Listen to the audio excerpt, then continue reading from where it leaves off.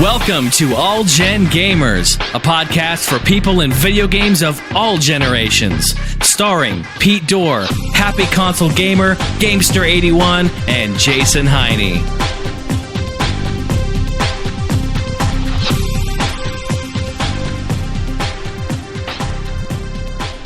Hey guys, and welcome to another episode of All Gen Gamers.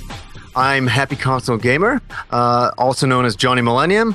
And I'm joined with Jason, the EMU Review. I love chicken nuggets. And you like poutine as well, but you can't have it for having it. Poutine. Poutine. You have to get that sound effect ready to go. And we're joined by Pete's Game Room. Pete, how are you doing tonight? I'm doing well. And we're also joined by Gamester80. Whoa, wait a second. Wait a minute. Wait a second. What's going on here? No, we do not have John Gamester here, but we have Jen from Game Deals. And this is a historic moment in the podcast.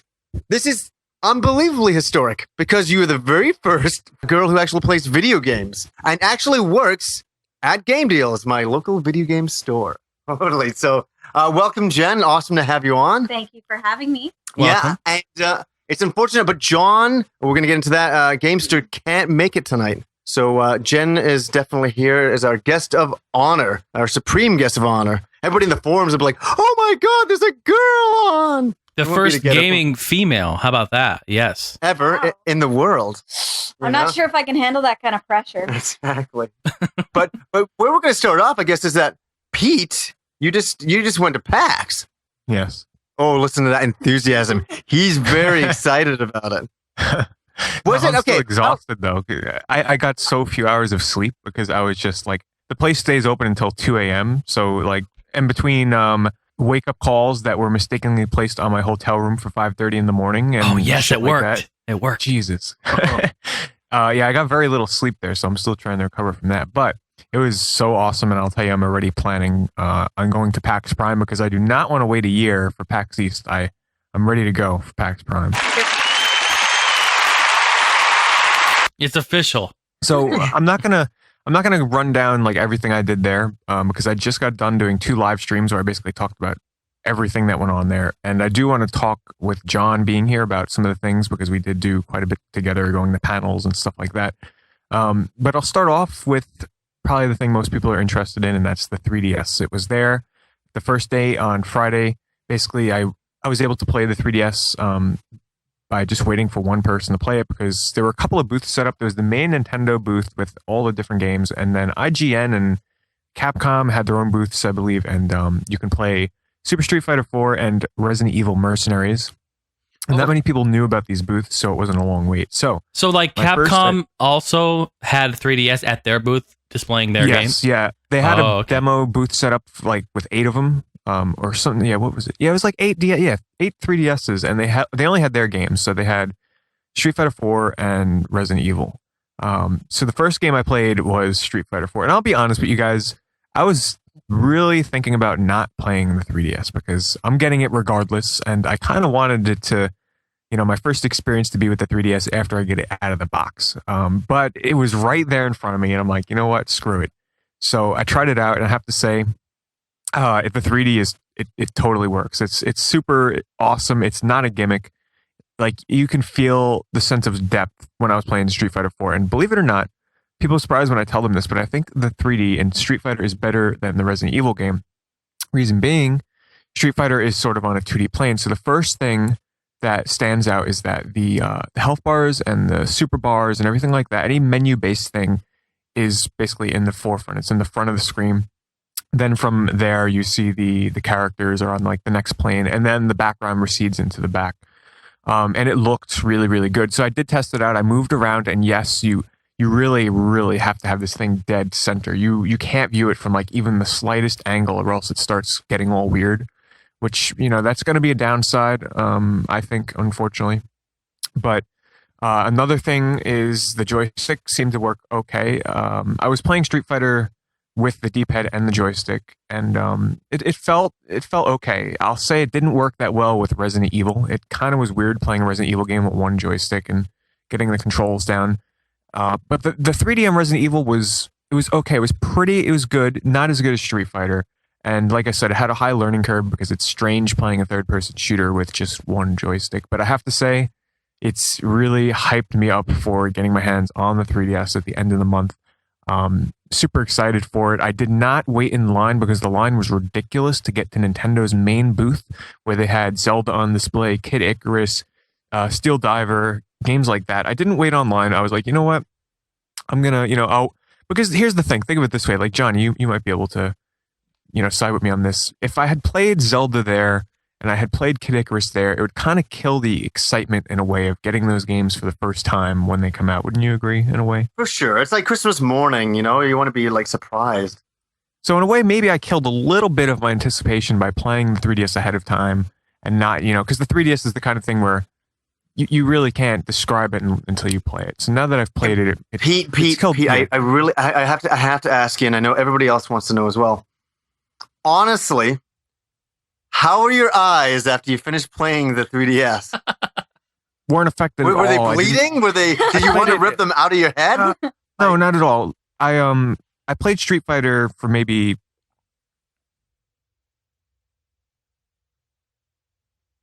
Hello? What the fuck happened to him? I'm not really sure. Oh, for I Christ's think his sake. eyes blew up.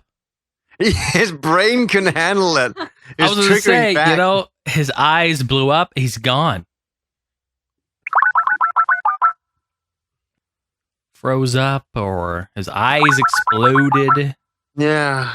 So I guess I got dropped there. Yes, I guess so. I think that your eyes are hurting, and I think you should give me the 3DS when you get it. I think so too. That's what I think. Just get it off John. He's already complaining about it. What would you say? No, the reason why I bring it up is because John Gamester, I saw his status update from PAX, and he's like, "Hey, I tried the 3DS and it was awesome, but my eyes are hurting." And it created this, like, there's so many people responded, and it was so funny actually just to see all the different responses. And then P comes in and says, "Suck it up, Gamester." And so I kind of figured that your experience was fine with your eyes. I thought I didn't play it as long as he did, though. Like I said, because he went into the main Nintendo booth and he was playing around with all different games. But I think it didn't happen to me, so I can't really comment on it. I'm praying that I don't get headaches and stuff when I finally get it, because I can. Do you get headaches from the Virtual Boy? Do you get headaches from the Virtual Boy? Not at all. Yeah. Then you should be fine. You should totally be fine.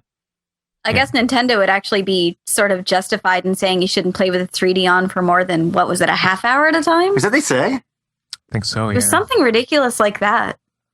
Fuck. I don't know. I really need to check it out. I can't wait till the 27th. And just to see for myself what this 3D is like, It'll be worth it, I'll tell you that much. For Street Fighter, I'm hyped. Yeah, I it's don't want my totally eyes to worth it. bleed. I'm scared. I mean, I will be a little bit honest here.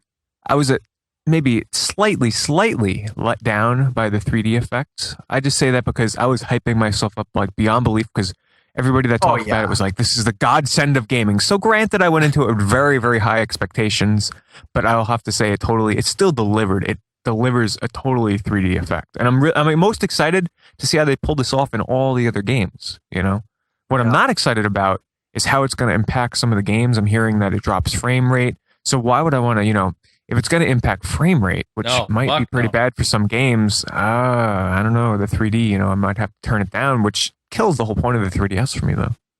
Jen, are you gonna get the 3DS? I really do want to, and I want to say that I'm going to get it for launch, but I probably won't, just because, with the exception of Street Fighter 4, which I already own on console, there aren't any launch titles that I want to play. A lot of people are saying that too. Like, I know even I'm stretching myself with Street Fighter and Ridge Racer, but I'm a bit. Pete's buying all of them. He's buying every single launch game except for the sports titles. I know, we're all blown away by that. It's like, holy cow, that's intense. Well, the only games I have to say that they announced for the system initially that I was interested in playing are games that I already own in some media or another, like Ocarina of Time or like Star Fox. And I do really want to try the Kid Icarus, but if they're not going to come out, like the games that I actually do want to play when the system is available, I'm not in a big rush to go out and get it. Yeah. It's a lot of money too. It's $300, isn't it? $250. $250. I've already put 50. I think I put $50 down So I've only got like $200 left still. But no, so Pete, you were excited, eh? You liked it a lot. I liked it a lot. Yeah, it was worth it. I mean, it's needless to say, I'm still going to be out there Saturday morning, for that 3DS, waiting in line for the anticipation of it, and God knows how long I'll be playing it. Hey, I'll put the 3DS to the test. I'll tell you that much. I'm going to be playing it so much the first day. I'll see if I get a headache. And I wonder in Nintendo World if like Miyamoto's going to show up. That's they did a surprise thing with Miyamoto for the 25th of Mario. I don't think they'll do it for the 3DS. It's honestly. too soon. It's too soon. They didn't do it with the Wii. They didn't do it with the other DSs, so I don't think they'll bring them there. Maybe they'll do something for Zelda, the anniversary of Zelda, and bring them there for that. But I don't know. It's a long way from travel. Now that they're opening, I think they opened or they're going to be opening a Nintendo World in Japan. You won't really have much of a reason to come out here anymore. And maybe Steve Jobs will just show up, start doing an iPad 3 something or other. You never know. Like, Steve, what are you doing here? Wrong convention, dude. So Pete, Pete, out of curiosity, because it is your first PAX, and it was really cool. You'll actually get to see. We'll all be at PAX Prime. That's what's really exciting as well. But what was your experience with? You were like me, weren't you? You're just like, oh my God, overwhelming. Because the way that this one worked, when you walk, and I don't know how it is for PAX Prime, but it's on the bottom level, and you enter from the middle or the second floor or something like that. So to enter PAX, you're entering from like up top a huge escalator, and it's like you look over this big, huge place with a crowd of people down there, and it's like. So you look down at this big, huge expanse, and it's unbelievable. It's so many people, so many things going on at once. And I have to say, if you plan on going to PAX East next year, you cannot go for one day. You absolutely cannot do everything in one day. I'd recommend at least 2 days. If you're going to go for one day, I'd say go on Sunday, because that day is... It's still not enough. It's like Disneyland. There's so much to check out. Yeah. And not only that, but they close the expo hall at like 6 and 7 at night, and then the panels are open at until 2 in the morning. So the expo hall isn't open until 2 in the morning. So to make it around, and if you want to play some games, and if you want to wait on lines, okay. Here's another thing: people were waiting in line hours to play games.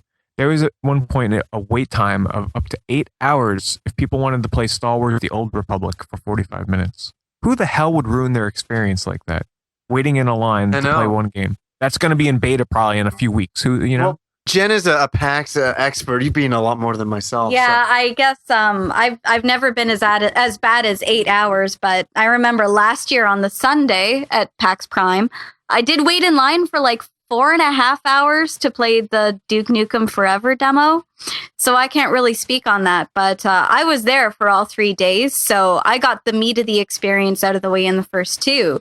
And then the last Sunday, I'd already seen pretty much everything I wanted to, so it was kind of a throwaway anyways. Yeah. You can waste your time, for sure, but it's if you're going to spend 8 hours, that's a little excessive. Were you in there for 4 hours, like waiting for Duke Nukem? About 4.5, yeah. Trading off, or you were like in that lineup for 4? I was in the lineup. Holy crap. No, nobody else was willing to do that. Yeah. That's funny. Yeah, I didn't even see you that day. So I met you later on. You're like, yeah, I played Duke Nukem. I was jealous. Everybody was. That was the game of the show. Oh my God. And would you say it was worth the wait for 4 hours, 4.5 hours? I honestly would. Yeah.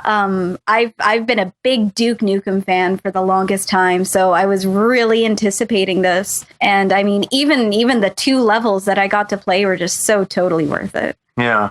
I was watching people play that there, and it looks amazing, I have to say. And the line here was very long as well.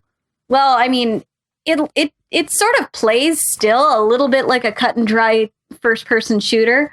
Not necessarily the duck and cover trend that's sort of sweeping the genre, but all the humor and the charm is still there, or lack thereof charm. But it's still Duke Nukem, and I couldn't be disappointed in it at all. Yeah, you have to take the game for what it is. You know what I mean? Yeah, exactly. Jason, if you were at PAX, how long would you wait in line, Jason, for Duke Nukem Forever?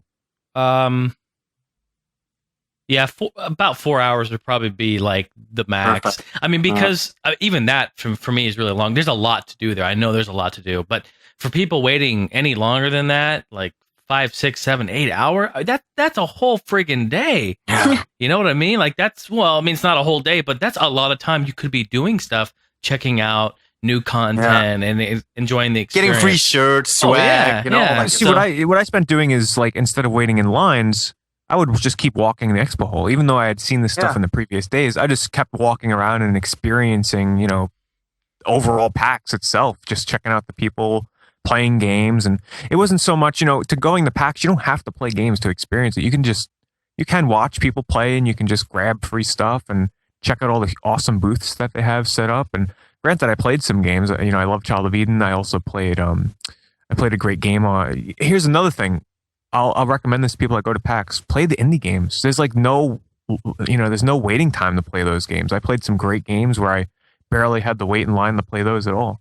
I played another game called El Shaddai or El Shaddai, which is coming out on the PlayStation 3 and Xbox 360. I thought that was one of the best games at PAX, which had a pretty small lineup of people to play it, and it's a great action adventure style game. I'm getting vibes of like Okami meets sort of Bayonetta in a way, and it's got some of the best graphics I've seen this generation. And there was hardly any line for that game. And I was able to test that out. It's really crappy. There's a lot of really great games that don't get enough recognition. They don't have the advertising muscle power of some of these big companies, and they kind of get lost in between all these big games. And, like the Dragon Age 2s and all that. It's kind of sad. So yeah, definitely always check out those types of games as well.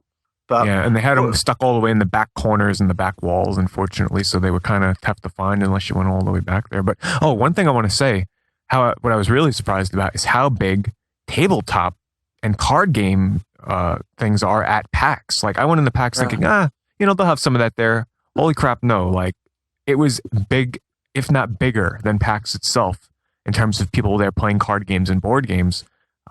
More than half the convention center was actually dedicated to card games. They had a room set up with nothing but tables for people to play on, and then another room set up with card vendors and board game vendors and more tables to play.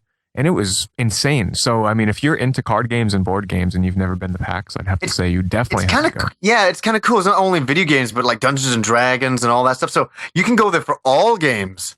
Mm-hmm. It's really awesome that way. I was really happy because I've said on the podcast how much I'm into Dungeons and Dragons, but I was amazed to go to PAX and just to see that. I was like, wow, I've never gone to a convention and seen that sort of thing before. So that was kind of new for me. I thought it was really cool. Hey, also, Pete, what was the highlight moment for you at PAX? I know that's hard. No, I kind of know what it is. It's throwing all the game stuff aside. It was our meetup outside that we did on Saturday, 3:00 for basically, anybody from YouTube that wanted to come outside and hang out for a bit. John I'll talk about, I won't talk too much about it. I'll wait until John's back because I'm sure he'll have some stuff to say as well. But he basically, he did a video that said, hey, we're doing, or I'm going to be outside in front of the convention center at 3:00 Saturday. And I know Splatter Trigger followed suit, did a video as well. And then I did too about a week before PAX. And at first, it was just a few of us. Craig from TV and Lust, who we've had on as a guest, was out there as well. And Spider 1A, Chris Bucci was out there. Ed Splatter Trigger was out there. And then Gamester showed up late to his own organization. He showed up like 5 minutes late. Right? We're like, where's Gamester? They're all texting him, and here he comes strolling along. So we were getting a little scared because there was like no one out there. And I had met people on the show floor before that on Friday, and I was like, hey, just so you know, we're going to do a meetup tomorrow at 3:00. And all of a sudden, by like 3:05, 3:10, oh my God, like people were coming out of nowhere. It was at the point where I'm talking to one person, and literally like it's basically like not a line of people, but a group of people just standing around waiting to meet you and talk to you, and it was crazy. Same thing was happening with John and the others and everything, and some people just came and said hello and left real quick. Others stuck around, but I would say over the course of the hour that we were out there, we had about 25 to 30 people show up and say hello and whatnot. And it was freaking awesome. It was really fun. It's AP because you've done it now. Like I did it the last PAX when I handed out those prints and John was there, and all I can say is it's a bit surreal, isn't it? It's really surreal. And I see. My feeling was I felt like I was being rude to people. Because like somebody would come up and start talking to me, and then somebody else would talk to me, and I felt the same way. Kind of cut off the person. I felt so bad. I know. Yeah. Good. Yeah. You're talking to one person, and you want to try and get around to everybody else, and then you kind of just leave them hanging. And it's like, because I was trying to get to everybody and say hello, say, hey, what's your name? What do you like about PAX? And then it's like, because you can't really. I was trying my best to talk to maybe 2 people at the same time at points, but I don't know. Just a big thank you to everybody who came down to that. I'm sure John, when he's on next week, will talk about it as well. But it was very awesome having everybody. Yeah, it's quite the honor to meet people who watch the shows and are like enthusiastic about it. It's amazing. Yeah, like let's call it now. Like we're all going to be at PAX Prime. This is the first time all 4 of us will be together in person and at PAX Prime. People, secure your plane tickets, secure your hotels. Let's go up there. Let's have a party. You know, let's all make videos. Let's do it. This is going to be so awesome. Jen is here, and you know, like she knows how much Brian loves doing the game deals party there. So there's going to be that to go to as well. But you know what we should do? No, I said, wait, before you say that, let me see if I had the same thing on my mind. I was saying we should do a live episode, you know, not live streaming, but like sit down, get our own like little corner, little room, not a panel, because we're not big enough for that yet, but get our own like space in there, organize it.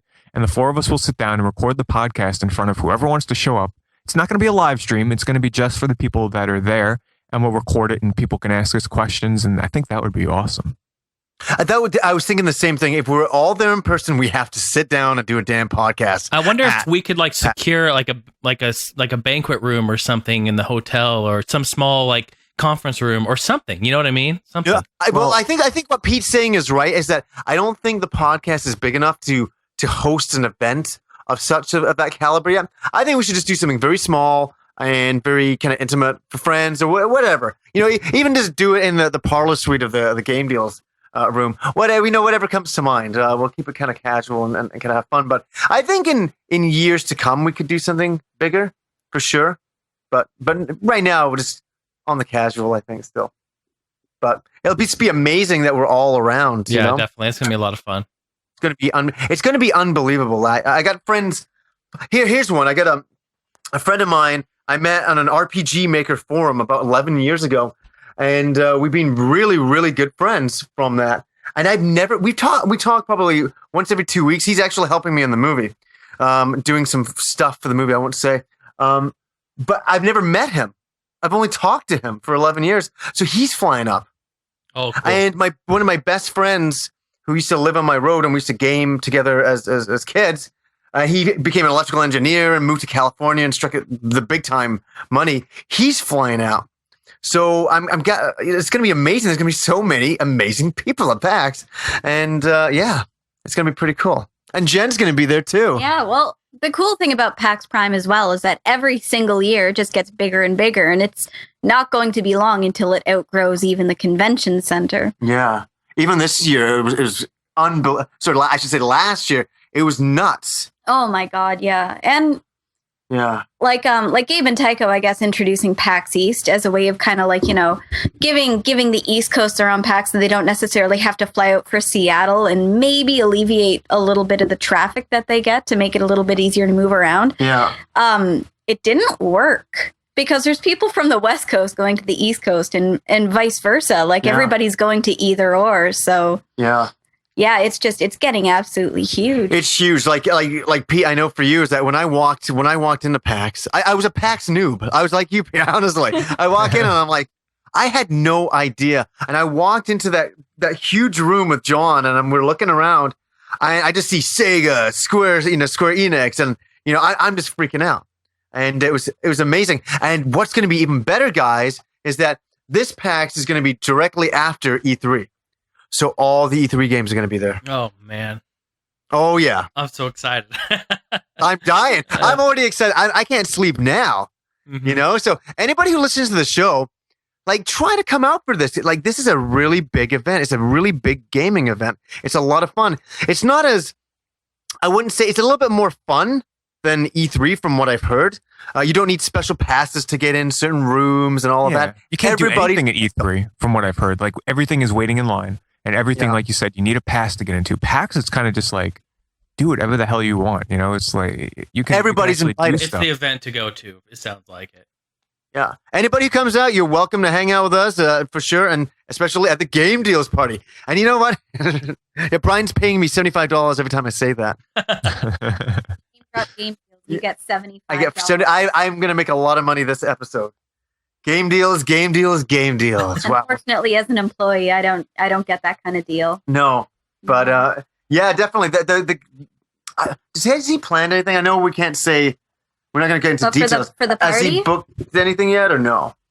I know they were looking. We're not getting into details, so we don't put Brian on the spot. I'm not 100% sure if our parlor room is booked yet. Yeah. But I'm about 75% it is. Yeah. But either way, I mean, we don't really have plans for the party. Well, what we introduced last year and what we're going to continue to do this year is instead of just kind of putting out this big open call on our Facebook group or whatever like that to come to the party is we hand out wristbands. Yeah. And we had tons of people picking up these wristbands last year. And what they are, it's just like, I guess, one of those like little rubber bracelets. Yeah, it's like what you use to get into a club or, you know, aspect thing type of thing. Yeah. Yeah, but I mean, it's good forever. So you keep it, and it's good for the party one year. It's good for the party next year. Yeah. And it was genuinely exciting to see so many people on the convention floor wearing these bracelets from our company. Yeah. Like people who are local to Vancouver, people who are from like all over Washington. Yes, Craig from Screw Attack was walking. Yes. He actually did a panel. He was wearing his, you know. It was really funny. Yeah, it was pretty Type of thing. exciting. We invited the Mega 64 guys, we gave them the wristbands as well, but they actually never showed up. So unfortunate. But we got the awesome video game guys, and that was awesome. Yeah, Brian actually managed to track down Will Wheaton as well and gave him a bracelet. There you go. He didn't come. Well, Will Wheaton's too busy. The party got Wheatoned. Yeah, he got Wheatoned. Yeah, we're all getting. How about this? Our mission should be to Will Wheaton. He shows up to room 111. Nobody's there. that would be amazing. I honestly think if you're doing a game deals party this year, I think you're probably gonna need a bigger room than last year. How filled up was the room that you had? It was pretty full. Like, I think that was our third or fourth year having a party. Yeah. Something like that. And every year we have it. It's a bigger and bigger party. So see, but this time now, like with us announcing it on here with thousands of listeners, and I'm sure we're gonna announce it on our channels with almost 100,000 listeners. I think you guys are gonna need to book a much bigger room, honestly. Book a whole freaking floor. For sure.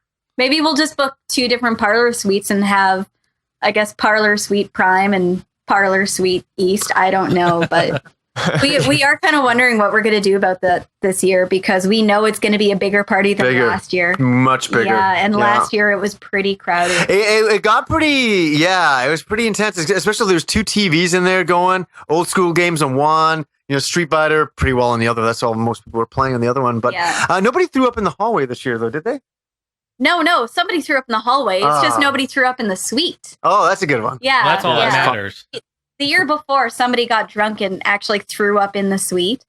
And I'm not going to mention what hotel we're at. I know who it was, though. I know who it was. Oh, yeah, I know who it was. Yeah. But this year we were very happy because nobody threw up in the suite, but it did end up in the hallway somewhere. And I think like right outside the ice machine. And we'll definitely have ketchup chips, and Smarties will be back. Oh, they better be. We'll see what happens. Oh, sorry. That reminds me. I've been instructed to get you to name drop Travis because he's the one that made the party awesome last year. Well, I wasn't going to say. Wasn't he also the guy who threw up the year before? Yeah. Yes, there we go. The guy, the guy who threw up the year before made it up this year by bringing in the biggest bottle of booze I've ever seen in my life. Yeah. Like you were holding, and you looked like a small child holding this gigantic bottle. To be fair, I am practically a small child. Yeah, but that bottle was extra. that was like a rocket. Yeah, it was like ridiculous. It really was. So he was actually the guy who actually showed up with a huge bottle of alcohol and the ketchup chips and the Smarties. So he was the life of the party. Travis, you've been name dropped. Name dropped. Name dropped. I know he's going to be listening to this, so I did my job, Travis. Her job is now complete. Perfect. So, and Pete, is there anything else? Because I know we're going to do the whole PAX episode. Yeah. But I'll wait for John, but that's basically the gist of it. It was freaking awesome. I'll just end with that. Totally worth it. Nice. You know, Pete, you're like me. I looked at you doing because I watched your live broadcast from your hotel. That was it. That first day, was that on the Friday or the Saturday? Friday. Yeah, Saturday. I did it on Friday around 6:30. Kind of just to give people my thoughts on that day. And then I was going to do one on Saturday, but I actually ended up just staying at PAX the entire day. I never came back until like Yeah. Oh, I actually do have a question for you. Just, I guess, one last one regarding PAX. What was the longest you waited in line for something? I waited in line for Child of Eden, which I waited in line about an hour, maybe a little bit more than an hour.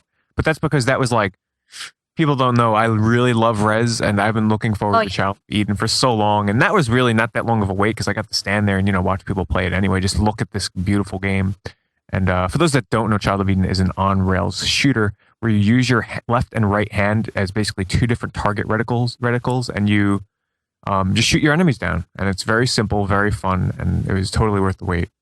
Well, that one was sort of given mention as the spiritual successor to Rez, was it not?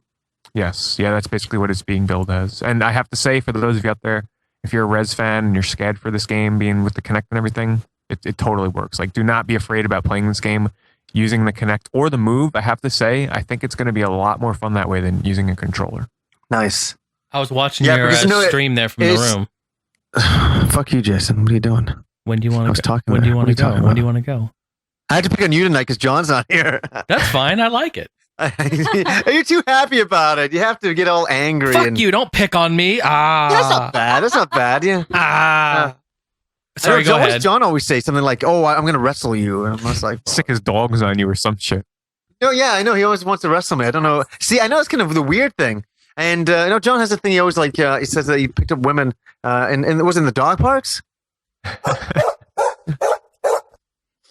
Yeah. See, I'm more of a goat man myself, but that's besides the point. Speaking of goats, that's what I was to say. We didn't get to the goddamn goat sound effect. I was waiting for the goat sound effect right there. I don't even know where it is. Oh, I can tell you're looking for it. No, but Pete, you know what? I was looking at you. I thought, man, he looks tired. He reminds me of me when I was at PAX. Yeah, every night I only had anywhere between 5 and 3 hours of sleep each night. I couldn't even tell you.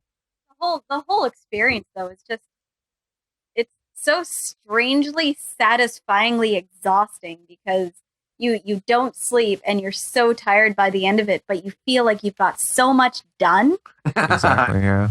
Yeah. I was exhausted on the show floor sometimes. Like, I felt so bad because Saturday when we did the meetup at 3:00, I was freaking dead beat tired. But I was still so excited that I was awake and but I was. It was an experience totally worth it though. It's how the rock stars party. Yeah, just without the drugs and the drink. You didn't get drunk there, did you, Pete? No, I don't really drink at all, actually. What about your friend? Your friend who went down with you? Did he get drunk? We did no drinking, none of that. He looked like a bit of a boozer to me.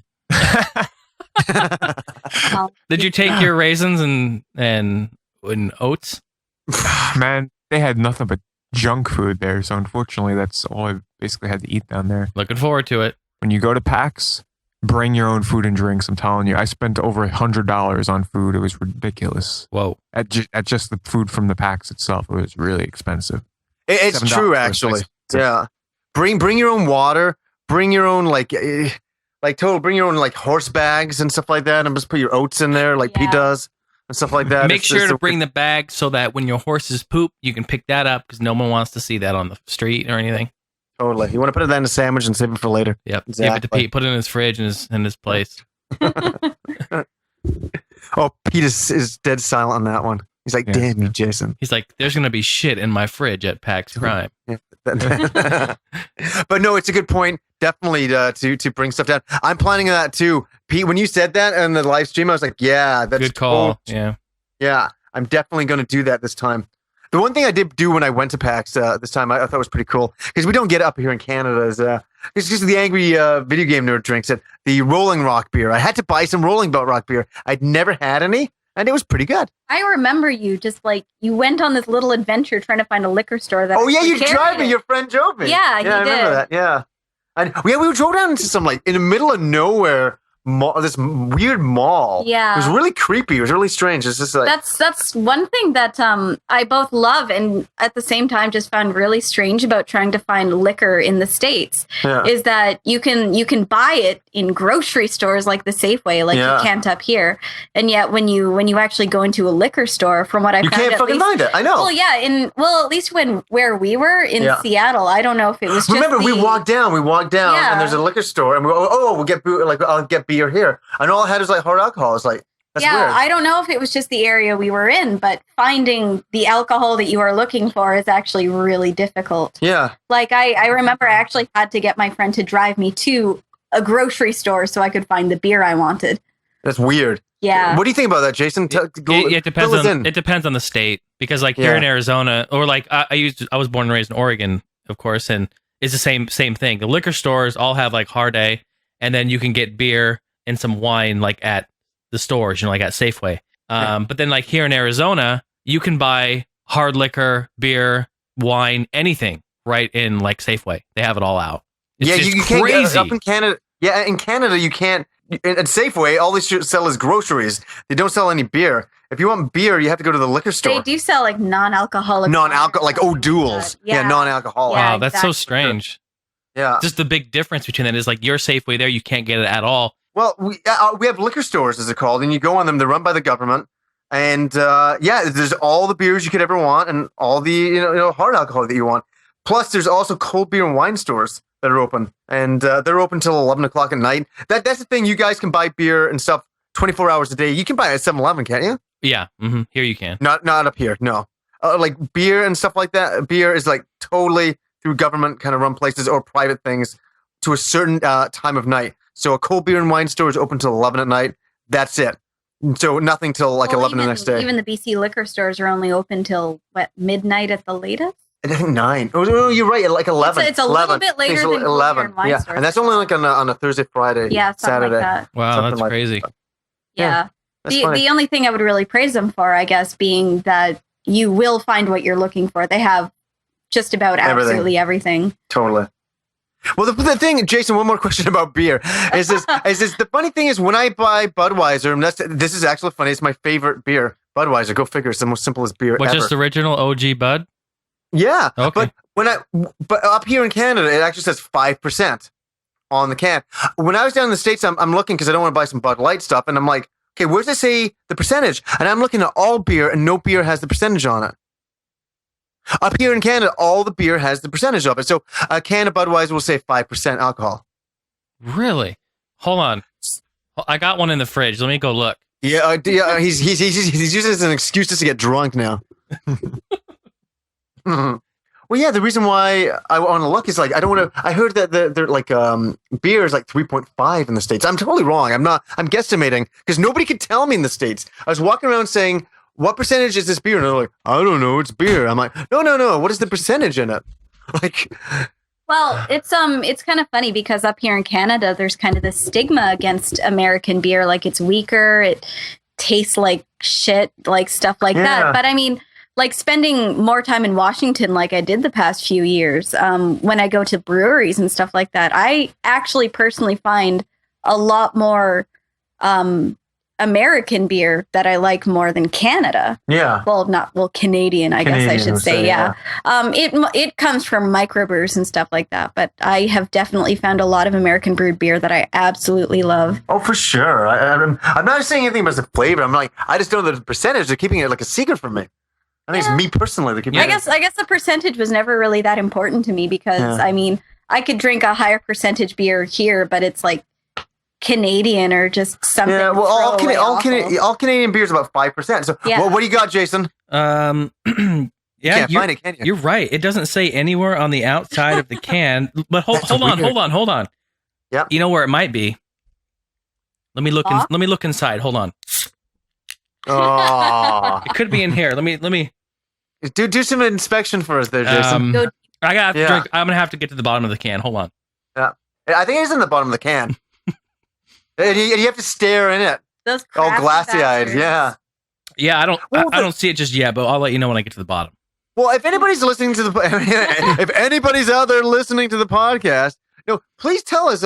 If you live in the States, what's the deal with the percentage of beer? I don't know because I heard it was 3.5 in a can of Budweiser in the States. That's why I was looking for the percent because I'm like, well, does that mean I have to buy 3 beers to equal my 2? I would get in Canada, get in Canada. So I don't know. I need to have the answer to that. Nobody in the States could tell me. I was asking so many people. I'm like, so what percentage is beer? And they're like, I don't know. It's beer.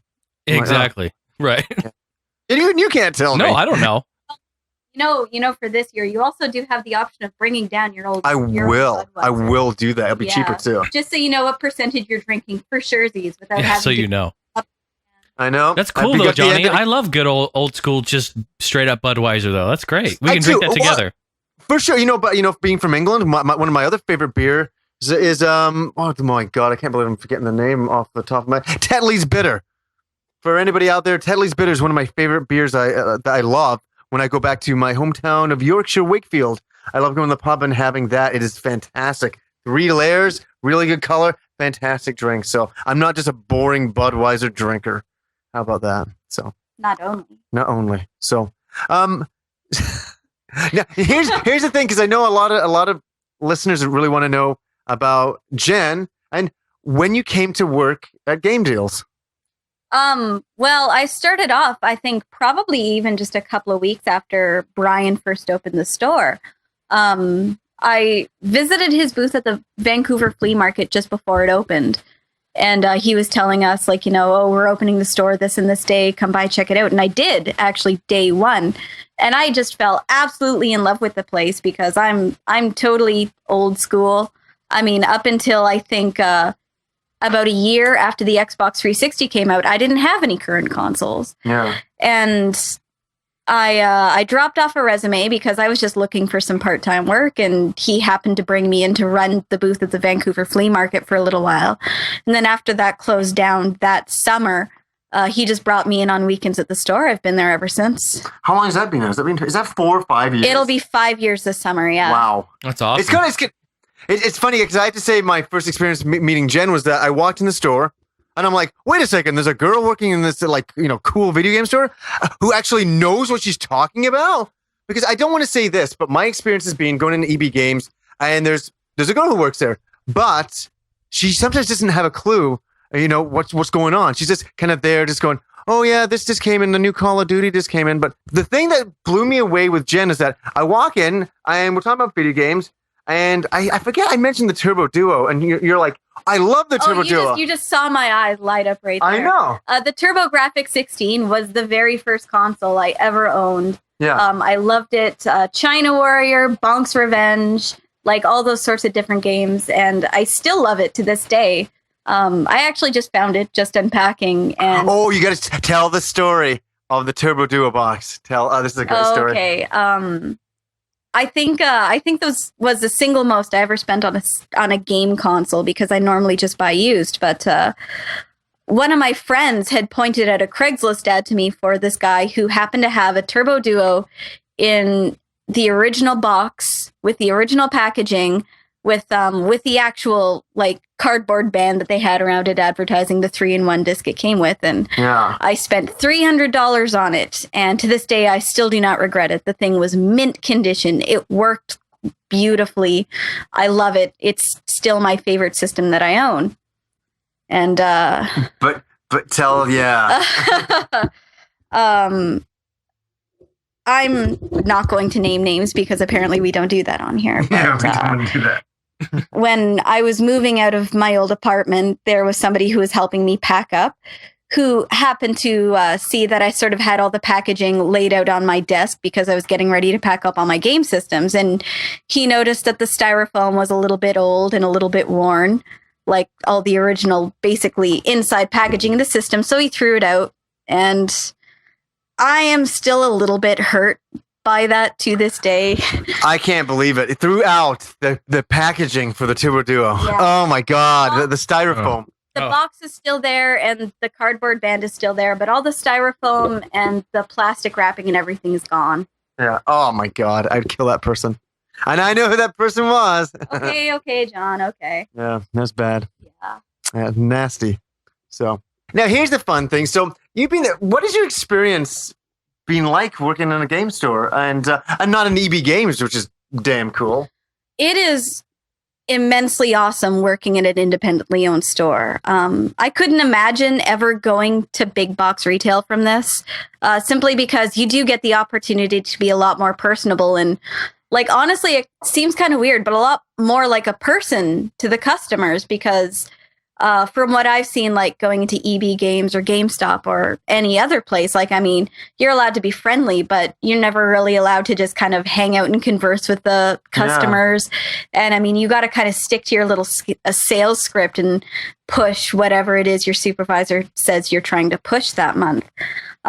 Whereas, like, you know, we're working at the store, but we're all just folk. We're all just kind of like, you know, in it to have fun and enjoy the video games and the culture. And I think that's something that a lot of our customers really appreciate. Totally. Like, you can just drop by Game Deals and like have a good time just talking about games. Imagine that, eh? Imagine that. And instead of going in there and feel forced to buy something. And I find most times like it works even better is that I'm just hanging out there talking to them. I'm like, oh, wait, you know, I go in there not even to buy a game. I walk out of there with 3 games.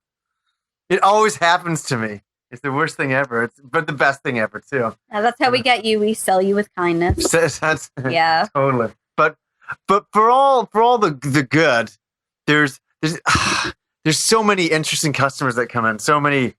Yeah. And like, I don't know. I'm not somebody who can. I don't think I'd be very good at dealing with customers. I'm a very personable person, but there's a lot of strange people come walking through that door because you never know who's going to walk in. Oh, absolutely. There's the weirdest kind of folk, but I mean, what are some of the best stories you got? I know I'm putting you on the spot, but no, it's just there's so many. It's hard to just pick out the really gold ones. I mean, there are certain kinds of customers that we get, not naming specifics or anything, like the chatty Cathy kind of people who like, you know, I mean, Game Deals is sort of seen as like, you know, not just a retail store, but I guess sort of this open forum for like, you know, gamers to get together, take a look at things and like, you know, discuss and debate and that sort of thing. That kind of stuff happens a lot. Yeah, it does happen a lot. And it happens a lot, unfortunately, with a lot of our customers who don't really care to engage in that kind of conversation. So we see a lot of people who just kind of like wander around from group to group trying to interject themselves into conversations about video games. Yeah. Actually, one of the coolest customers I can remember dealing with in recent memory was right close to Christmas was this little old lady who I swear to God had to been in her mid 60s or something, who really loved God of War. She adored it, and she went on and on about how all of her girlfriends called her crazy and like, you know, said she was too old for such things, but she loves video games. She likes to claim that it keeps her fingers limber so the arthritis doesn't take over or whatever, but she ended up picking up like God of War 1 and 2, and I think she got Ark the Lad and a bunch of just old PS2 classics, and she was so excited. That's awesome. Yeah. That makes it worth it when you get customers like that, though. Oh, That's absolutely. just so cool. But yeah, there's also like we have some names for some people, like Matt Guy, remember? Oh, Like, he hasn't come in a long time. But yeah. Why did we call him Matt Guy again? Because he was an Apple enthusiast. And when I say enthusiast, I mean, I'm pretty sure he wanted to have sex with Steve Jobs. Yeah. But he'd also, I remember him arguing with me. Like, I was sitting on the couch and he'd just be like, have you watched the Clone Wars cartoon? I'm like, no. He said, well, let me tell you about it. I'm like, and I was there for like 40 minutes and I couldn't get out of there. I was like, oh my God. He's probably the best example of the kind of customers who like to try and engage you in conversation. But I mean, by engaging, just talking at you for 40 minutes. And if you say anything, they're like, yeah, but listen to me. And you're sitting there going, oh, okay. So yeah, it's definitely interesting. At least every single day I get to go home with this story about this funny thing somebody said or this total weirdo we happen to get in that day. So at least my job is always interesting. I can't say that it's ever been a 100% boring day working there. There's always got to be something strange that goes on. Oh, yeah, sure. Definitely. But to be absolutely honest, most of the clientele is absolutely awesome.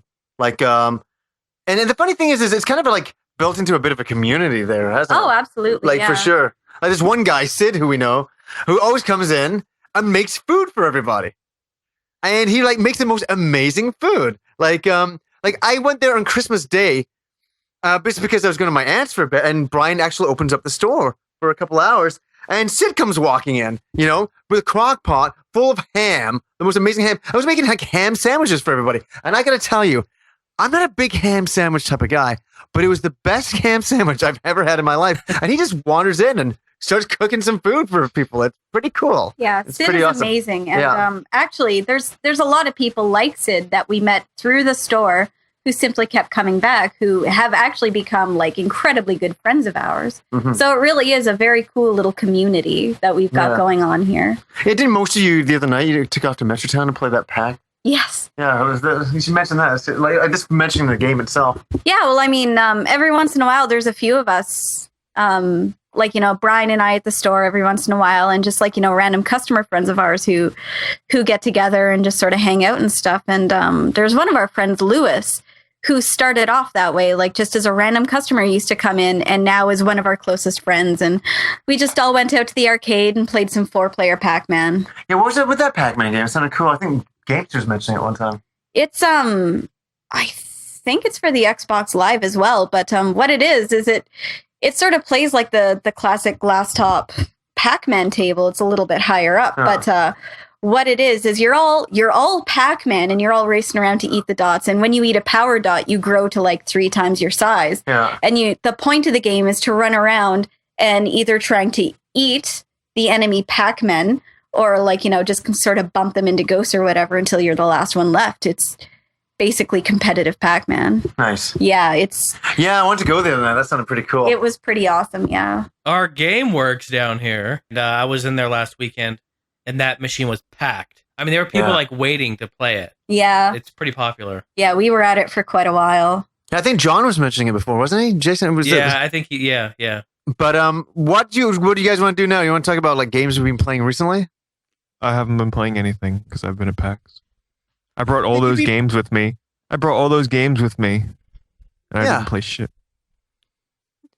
I remember when we were talking to you when we were doing the last podcast, and you were packing, and you were putting in like truckloads of stuff. And you were in like, there. God damn it, where's this fucking game? I gotta find it. You never did. I know. can't find it. Well, it ends up I was on a train there and back for about 6 hours, and the only game I played was Pokemon White for like 45 minutes, and I played. I brought my laptop with me, so I played some StarCraft 2. I played a level of that from the campaign, and that was it. And I listened to music.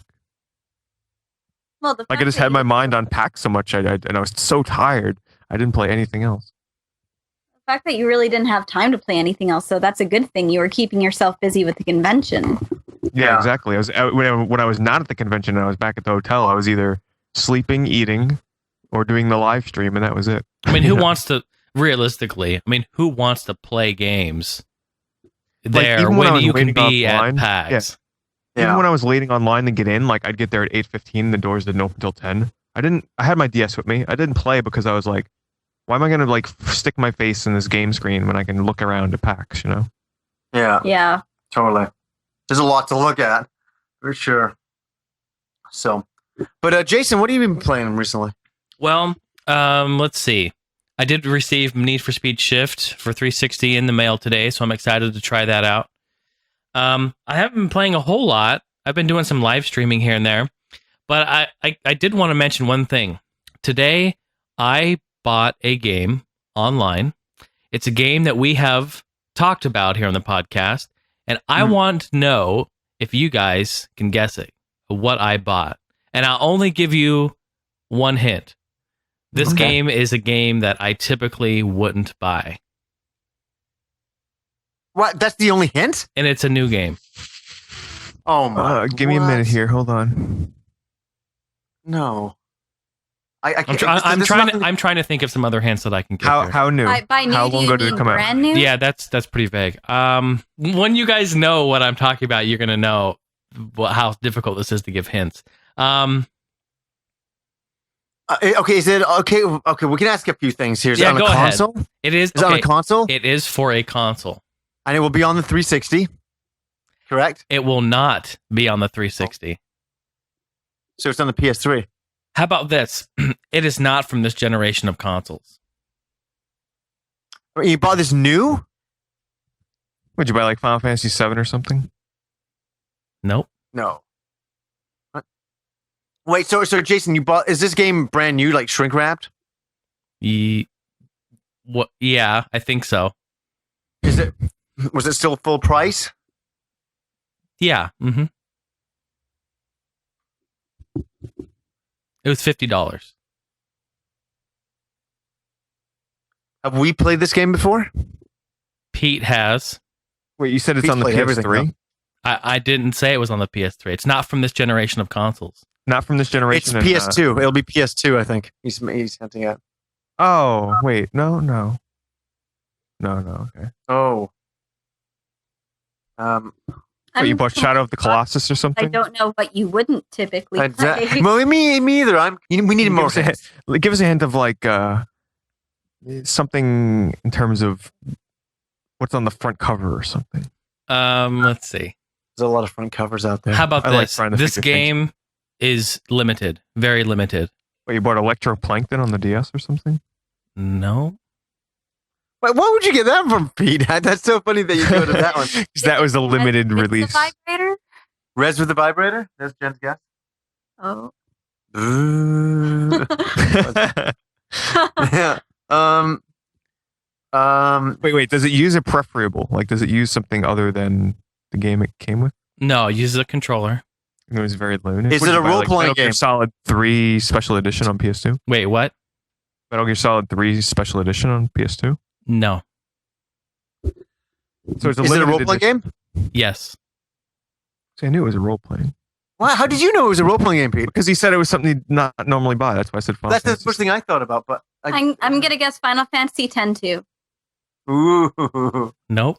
Good guess though. Okay, so hold on now. It's an RPG, and it was very limited, not from this generation.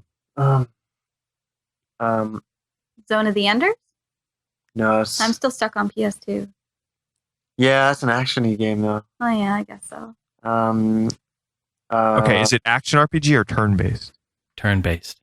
What the hell? Is that a Final Fantasy game? It is not.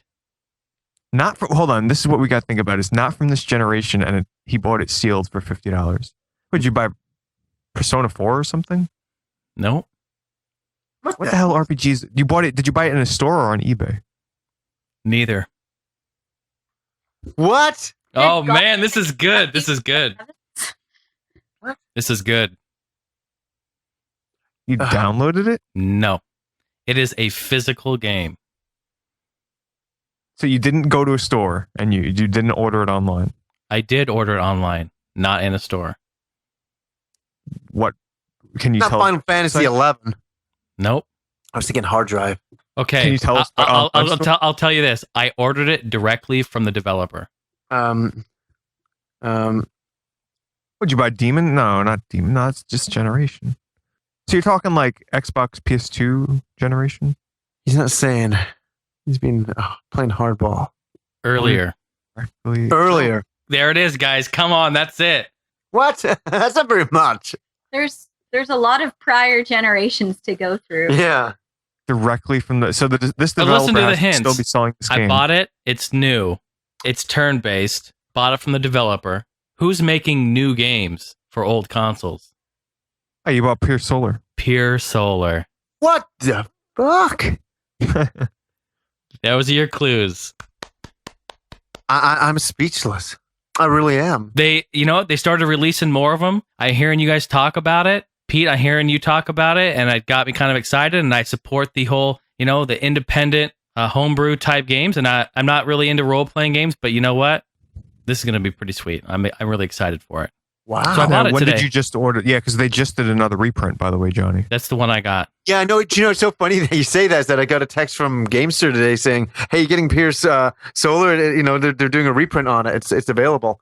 But I have a guy in the forum who's actually he ordered two, and he's sending one my way. So he's checking out shipping on it right now. So one is coming for sure. That's Jason. You're I gonna would love never. this game.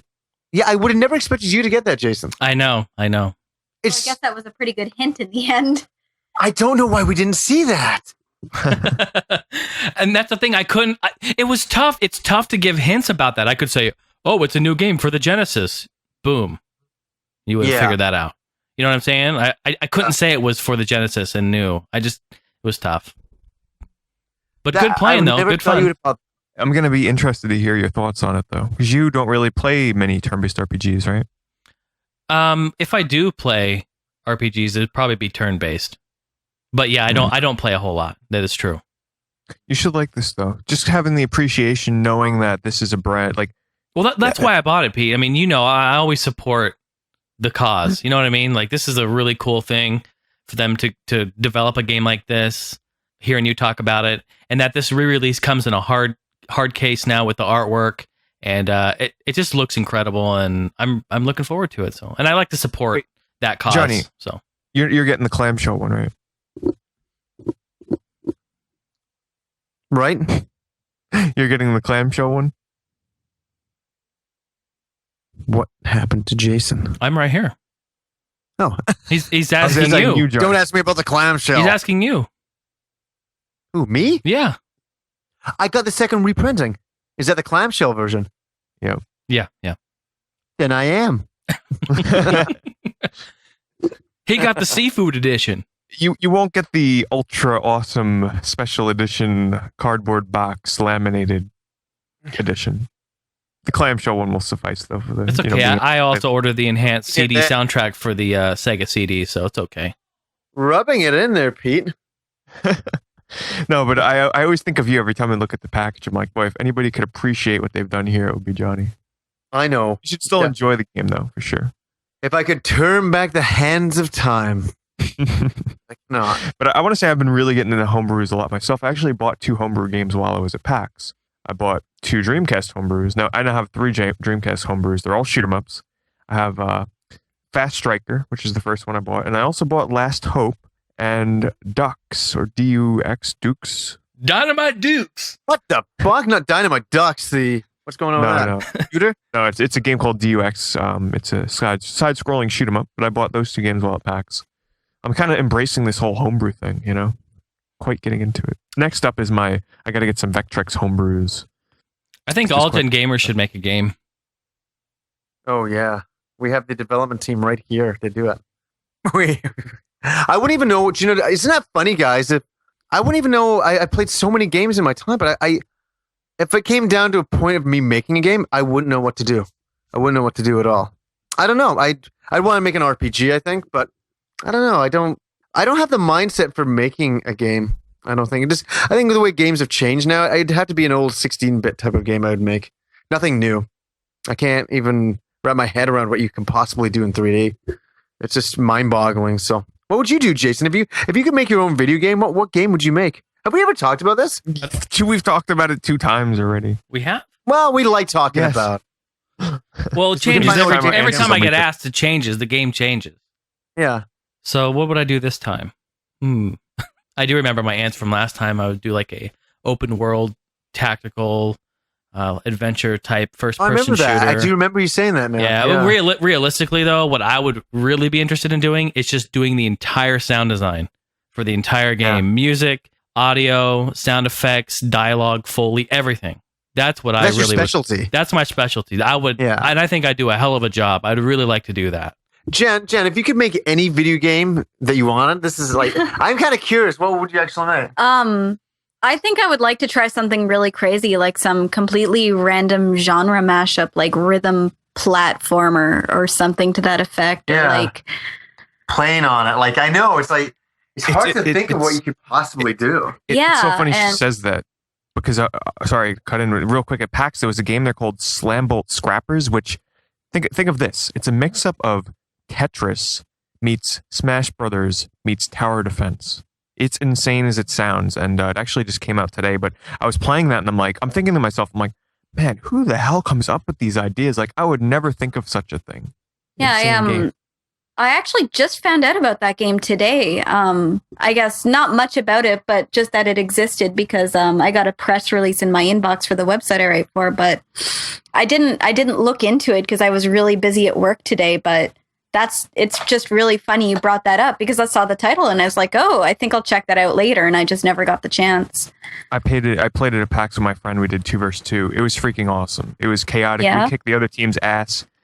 I forgot the downloads. I really wanted to do that, but it's basically you have to place Tetris blocks. Like each side has a Tetris grid, and you have to beat up these enemies that are flying around the screen, and you get Tetris blocks for it, and you place them on your side, and you try and form squares, and those squares form turrets that shoot your enemy team's Tetris blocks.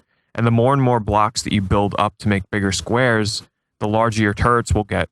and the more powerful they are, and you can build shields around those turrets, and you can get power-ups, and it's just you're beating up your teammates at the same time because you're basically free to fly around the screen and either hit the blocks or hit the enemy players, and it's crazy. It was a lot of fun. Nice. I hadn't even heard of that. Yeah, that's interesting. Yeah, I'm kind of excited to go home and actually check that out now. How do you control it? Like, with a controller? Or? You use the controller. You use the joysticks to move your character around on the screen, and then you basically carry the Tetris blocks with you. So you kind of have to position your character. It's not like normal Tetris where once you've how if you play Tetris badly, you can have like open spots where you can never get another Tetris block. Yeah. Well, in this, you can kind of fly your character into the open spaces and place Tetris blocks, even if it's closed off from you don't drop blocks down. You basically place them within the grid, and to rotate the blocks, you use the trigger buttons, and it works out really well. That almost sounds a little bit like Rampart too. Oh, I love Rampart. A classic. Ready, aim, fire! I remember playing that in the arcade, wasn't it? Yeah. Oh, you just reminded me of something else. I'm sure John will talk a lot about it too, but at PAX they had the ACAM, the Classic Arcade Museum, which basically is like a free play room with like 50 arcade machines or so. That was freaking awesome in there. They had the 80s music blasting. It was dark and really loud, and I got to play some Warlords, and they had Dragon's Lair arcades and Space Ace arcades there. And I got to play some Tempest, which is one of my favorites. I love that game. Played some Quantum, which was a really interesting trackball game. That was a lot of fun. It was awesome in there. And I met shout out to, if anybody remembers from episode 6, the first episode we had Mr. Jason Heine on, I met Black Dog 7, who we had on for that episode. The crazy awesome. Arcade guy that a lot of people hated his upbeat attitude, but I met him there and I got to talk to him. That was really cool. Very cool. So, That's really cool. Yeah, I can't wait to hear about all that next episode. That's gonna be awesome. So we were talking. So Jason, you ordered that. We're still on games that you've been playing. I ordered that. And what else have you been playing? Just kind of the same old stuff, to tell you the truth. what about Flat that? out. You picked up How is Flipnik? Did you play that? Oh, good. You know what? I need to start writing these down. I've been streaming all these games. I keep forgetting. Thank you, Pete. I got to remind Jason what he played. Yeah, exactly. Thank you, Pete. I did Flipnik. It came in the mail. What John failed to mention about the game, I think, is that this is the pinball game we were talking about. This is the episode, pinball game, correct? For PlayStation 2. It came out in 2005. This game is awesome. But what he failed to mention about it is the reason why it's so awesome. And I didn't know this until I looked at the front cover. The damn game is made by Capcom.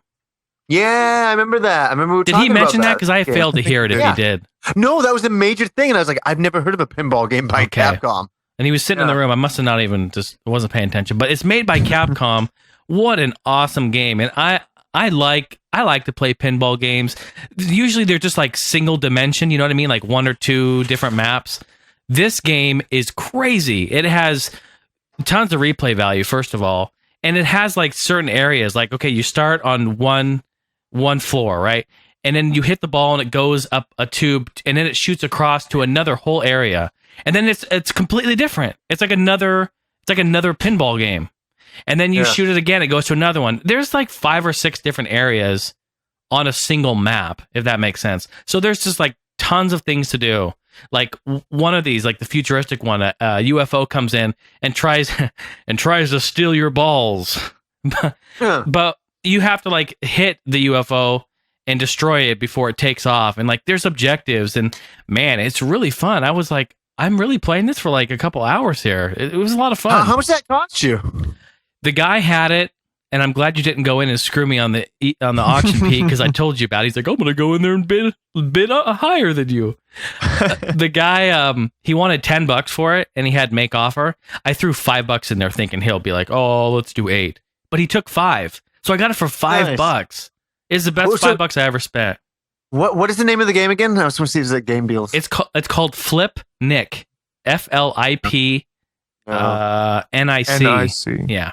I gotta get it. It's really good. You should pick it up if you see I it anywhere. It also is by Capcom. I trust them as a company, so Definitely. I just want to see. You do. Oh yeah, we have that whole thing going on. That was funny, but Anything else, Jason? No, that's about it. That's all I can remember. If there's anything else, Pete will tell you what I was playing. Hey, he'll remind you. Absolutely. Well, according to your stream, he played some Sega Classics collection and. Oh yeah, some virtual racing I did. Oh yeah, and of course, yeah, and Hydro Thunder. And then Flat Out Ultimate Carnage. Which is, I'm still looking for that. I didn't see it at PAX, or else I would have bought it. Yeah, definitely. Little spoiler. I'm going to do a review on it, and I'm hoping to get lots of people interested in it. It's a great game. Nice. So okay, yeah, that's it for me. What about you, Sir Johnny? You been playing anything? Just Dragon Quest V, and it's so funny. I was so tired the other night. I'm playing at the end of my night. I couldn't figure out which way to go in this dungeon. I mean, I leveled up like, a couple levels just because I was walking around. I couldn't figure it out. I still can't. I got to go figure it out. I was just so tired the other night, but I'm really on that. I'm about 10 hours in. Really liking 5. The girlfriend's playing 6. I think she's probably about more than halfway right now. And I keep looking over at her screen, and number 6 looks awesome as well. But they always say, me and people heard this, and I've really heard this a lot now. I've actually done a lot of research on it, that 5 is the really big one, is the really great one in the series. And so that's why I'm playing 5 first before I go into 6. So that's it for me. Not much for me. Jen, what have you been playing? Not a whole lot, actually. I've been playing bits and pieces of Pokemon White. I keep accumulating all these new games that I really shouldn't, because all I keep doing really is going back and playing games that I've already beaten 100 times.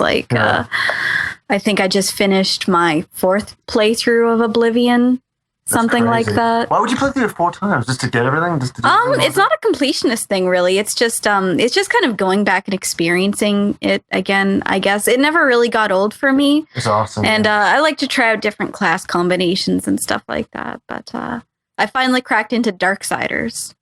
That one took me a little while for the PS3. It's exactly how people described it, as sort of like God of War meets Zelda, I guess. But it's a lot of fun so far. Nice. I'm actually kind of surprised by how much I like it. Yeah, but you just moved, so that's why you have had a lot of time to settle in and play games again. But. Yeah, well, I guess pretty much all of January while I was sick, I had a lot more time. But I was still finishing off Oblivion at that point, so. I know I'm going to be picking up Bulletstorm. It's just, again, I'm trying to stop myself from picking up any new titles until I actually finish them. That's funny. Why would you go for Bulletstorm? Is it if all the shooters that come out, you just like the aspects of it? From what I've seen and read about it, it just sounds so utterly ridiculous, and those are the kinds of games I love the most. I mean, first-person shooters are so dozen a dime these days. I mean, I want to try something that actually does something different, and that's one thing that I really, really loved about the game that I just entirely lost the name of. Borderlands.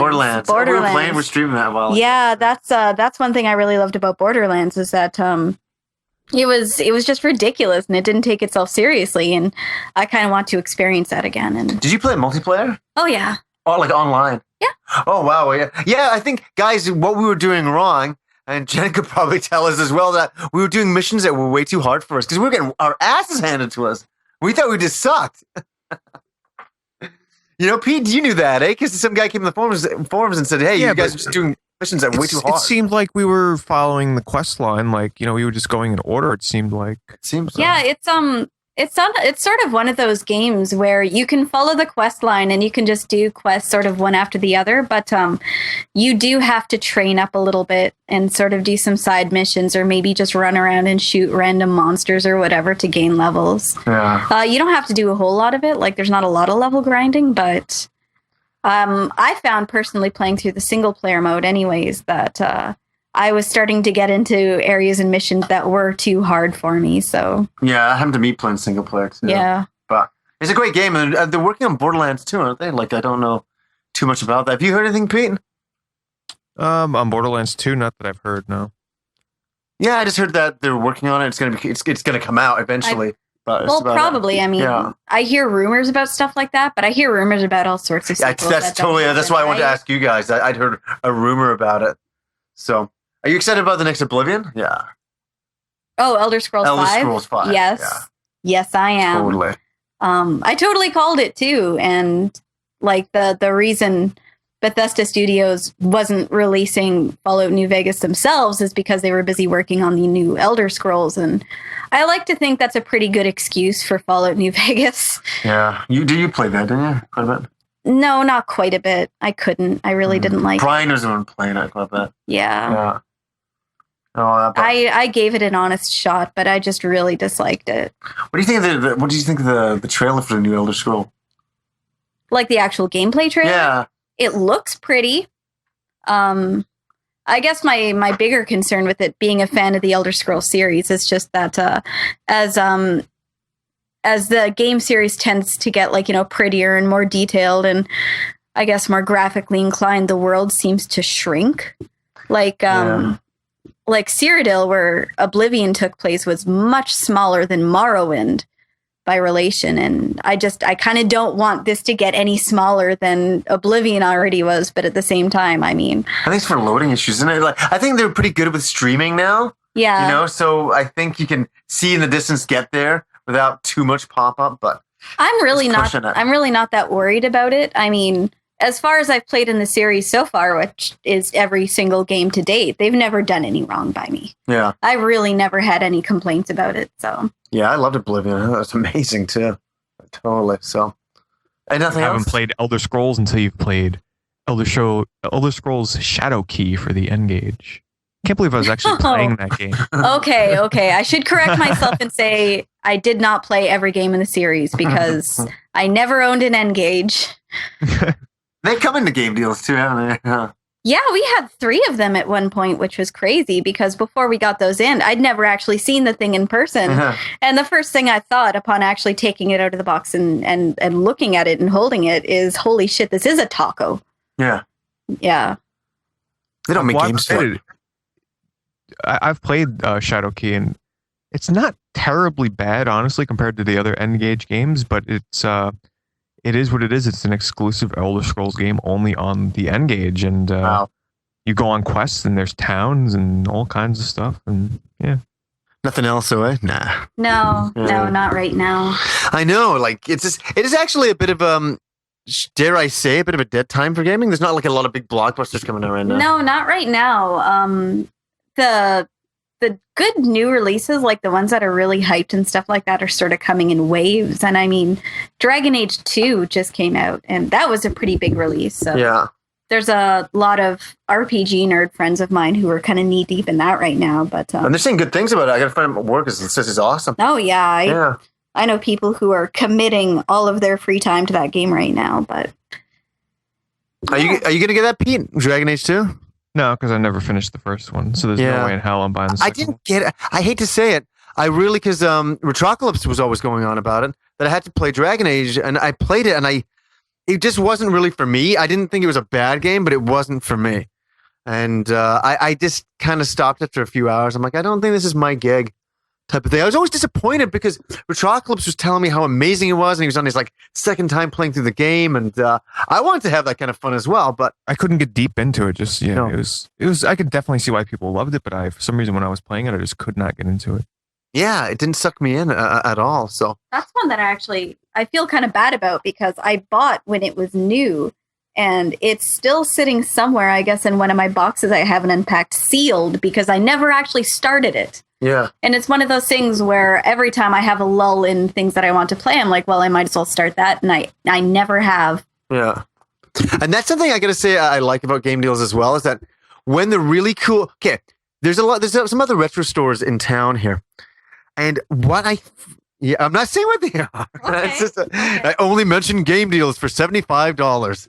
But so some of these other retro stores that go in, I've actually heard stories from people who work there that if people come in to trade in games, that the staff get the first picks of all the best games, and they give all the rest of the crappy games. That's where they put on the shelves. But the staff always get the cool picks. And here's an example. One of my friends who I work with now works at a certain video game store, and some guy came in with a mint Chrono Trigger, a mint Final Fantasy 3, and then a couple of other games like Shaq Fu and what have you. And what games did the staff get? Obviously, the staff gets first picks. Yeah, they took the Shaq Fu because they're not fucking fools. You know, so so of course they got the Chrono Trigger, and I've always hated that. But the one thing in game deals is that they always trade games in, and they always put the best games out. And you know who I'm beating to get those games? Other customers. Like there's an Einhander that was there 2 weeks ago. I should have goddamn bought. Oh, what was I thinking? If anybody doesn't know, it was a shooter on the PS1 by Squaresoft at the time, and there's only $50, like $59. I should have got it.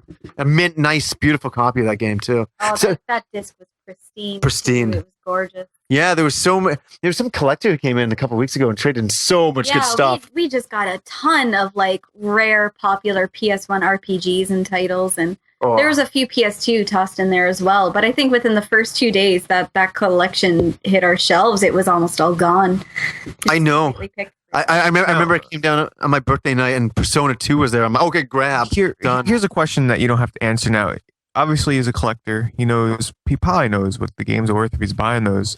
What, like, do you pay reasonable amounts for like someone that just bring in their whole collection? Like, you have to pay a decent amount, don't you?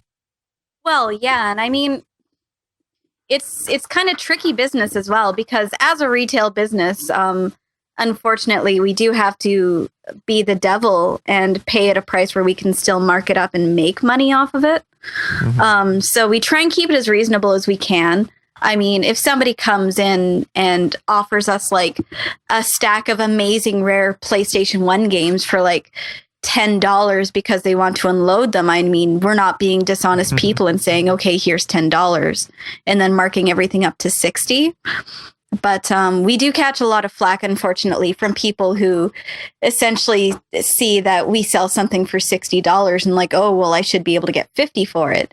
It can't really work like that with the kind of business it is, being a used video game business. You need to make money. It's as simple as that. And I mean, I don't know. I do kind of feel for people sometimes because they need to make money off their games. And I mean, they're not getting as much money from us as they could in other places. But yeah, they'd have to sit on eBay and wait weeks. Well, eBay, or they have to go to Craigslist and deal with people bullshitting with them. And like, it's just easier just to bring it in and get whatever you can for it from us, I guess. But yeah, that's interesting. Yeah. I always thought you guys were pretty decent. Here's a question. What's like the rarest game that someone's ever bought in and not really realizing what they had brought into you guys? Do you know? Specifically that they didn't really realize what it was, I think was probably Super Noah's Ark on the Super Nintendo.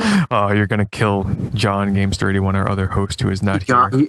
Yeah, hold on. Before you say anything else, how much did you sell? Was it boxed in the box or just the cartridge? It was actually sealed. Oh, hold on a second here. Now, how much did you, can you say how much you paid and how much you sold it for, if you don't mind? I can't say how much we paid for it because this is a few years ago, but for the longest time we didn't even price it because we couldn't find what to price it for, and we were just sort of baffled over it for a little while. It's a while ago though as well. Oh yeah, this is a while ago. So what we did is we actually just had it up in one of our display cases, and we were just sort of waiting for somebody to come in and say like, oh, that's super rare, that's worth this and that much, and maybe give us a hand. But I think in the end, it sold for about $100. Oh. What do you think, Pete? Well, what does it go for now? Well, here's the thing, because Gamester, he actually had a copy of that game sealed, and he opened it to play it. And ever since then, he's been kicking himself. He actually just brought it up to me at PAX, because we went to a panel at PAX where it was sort of like a video game antiques roadshow, they called it, where people were bringing in items and they were kind of evaluating them and telling them what they think was worth. And John's like, oh, I should have brought in my Super Noah's Ark and see what they say that's worth. And since then, we went on eBay, and honestly, I think today, it would be worth much more than 100, because cartridge only, it's going for like 100. Let me check now and see. Hold on. Complete copies are like not even on eBay. Let's see. Super. Was that the rarest game? Really? Well, I mean, specifically that somebody didn't really know what they had. Yeah. What was the rarest game that anybody's ever brought in? I've been asked that a couple of times actually within the past little while, and I don't really know. I mean, copies of Earthbound. There's never been a box copy of Earthbound. Oh God, no! I've never seen a box copy of Earthbound. Like either through the store or even like at somebody's house that I was visiting. I've never actually seen one. I go into the room. I want to say Earthbound is one of them for sure, but we've been so immensely lucky to get so many copies within the past year. I mean, it doesn't really seem that rare, I guess. There's cards. You guys get the cards all the time. Oh, yeah. Well, no, I wouldn't say all the time because, I mean, it's still one of those things where somebody brings it in. It kind of elicits that holy shit, it's Earthbound kind of reaction, yeah, it's right? funny for that game, right? Yeah. Right now on eBay, there are no complete copies of Noah's Ark, but there is a cartridge, and it has sold. I checked advanced listings; it has sold for $100 for just the cartridge alone. Wow. No complete copies have ended recently, and none are on eBay. So a sealed copy, honestly, I'd probably say if the right collector saw it today, I'd say at least $350. Wow! Mm-hmm. If someone paid $100 for just the cart. And well, the time that I've been working there's actually so much about I guess the retail used games industry that I've learned. And if there's one thing that always kind of strikes me as funny is the one generation of video games that actually goes for the most amount of money, like not even just sealed but boxed, is the Super Nintendo. Yeah. Like I've never seen anything else on any system go for quite as much as some stuff on there. It's kind of It automatically doubles the value of the game. You just add in the box and manual. Like you can take any game and double or triple the amount. If it's an RPG, it's probably most likely. Oh, no. Oh, yeah, absolutely. Yeah. Damn well. I don't know why that is. It pisses me off. You know? Well, the Super Nintendo definitely had some of the best and most memorable RPGs ever released. Yeah. Like, you got your Chrono Trigger and your Secret of Mana and your Final Fantasy 3. Or Earthbound. Earthbound, The list goes on. Brain Lord, Soul Blazer. It's going on Breath forever. of Fire. Yeah. Yeah. There's so many classic ones. And I think what drives the price up is that all the people who played it when they were kids are now older and have money. So they go on eBay and they buy all the copies. It just drives the price up. Like, I know we don't want to say it, but I'm always looking for that Soul Blazer copy, right, Pete? Yeah. I'm getting an email every day that a mint one's gone up. I go on there and it's a crap copy. It's always a cart.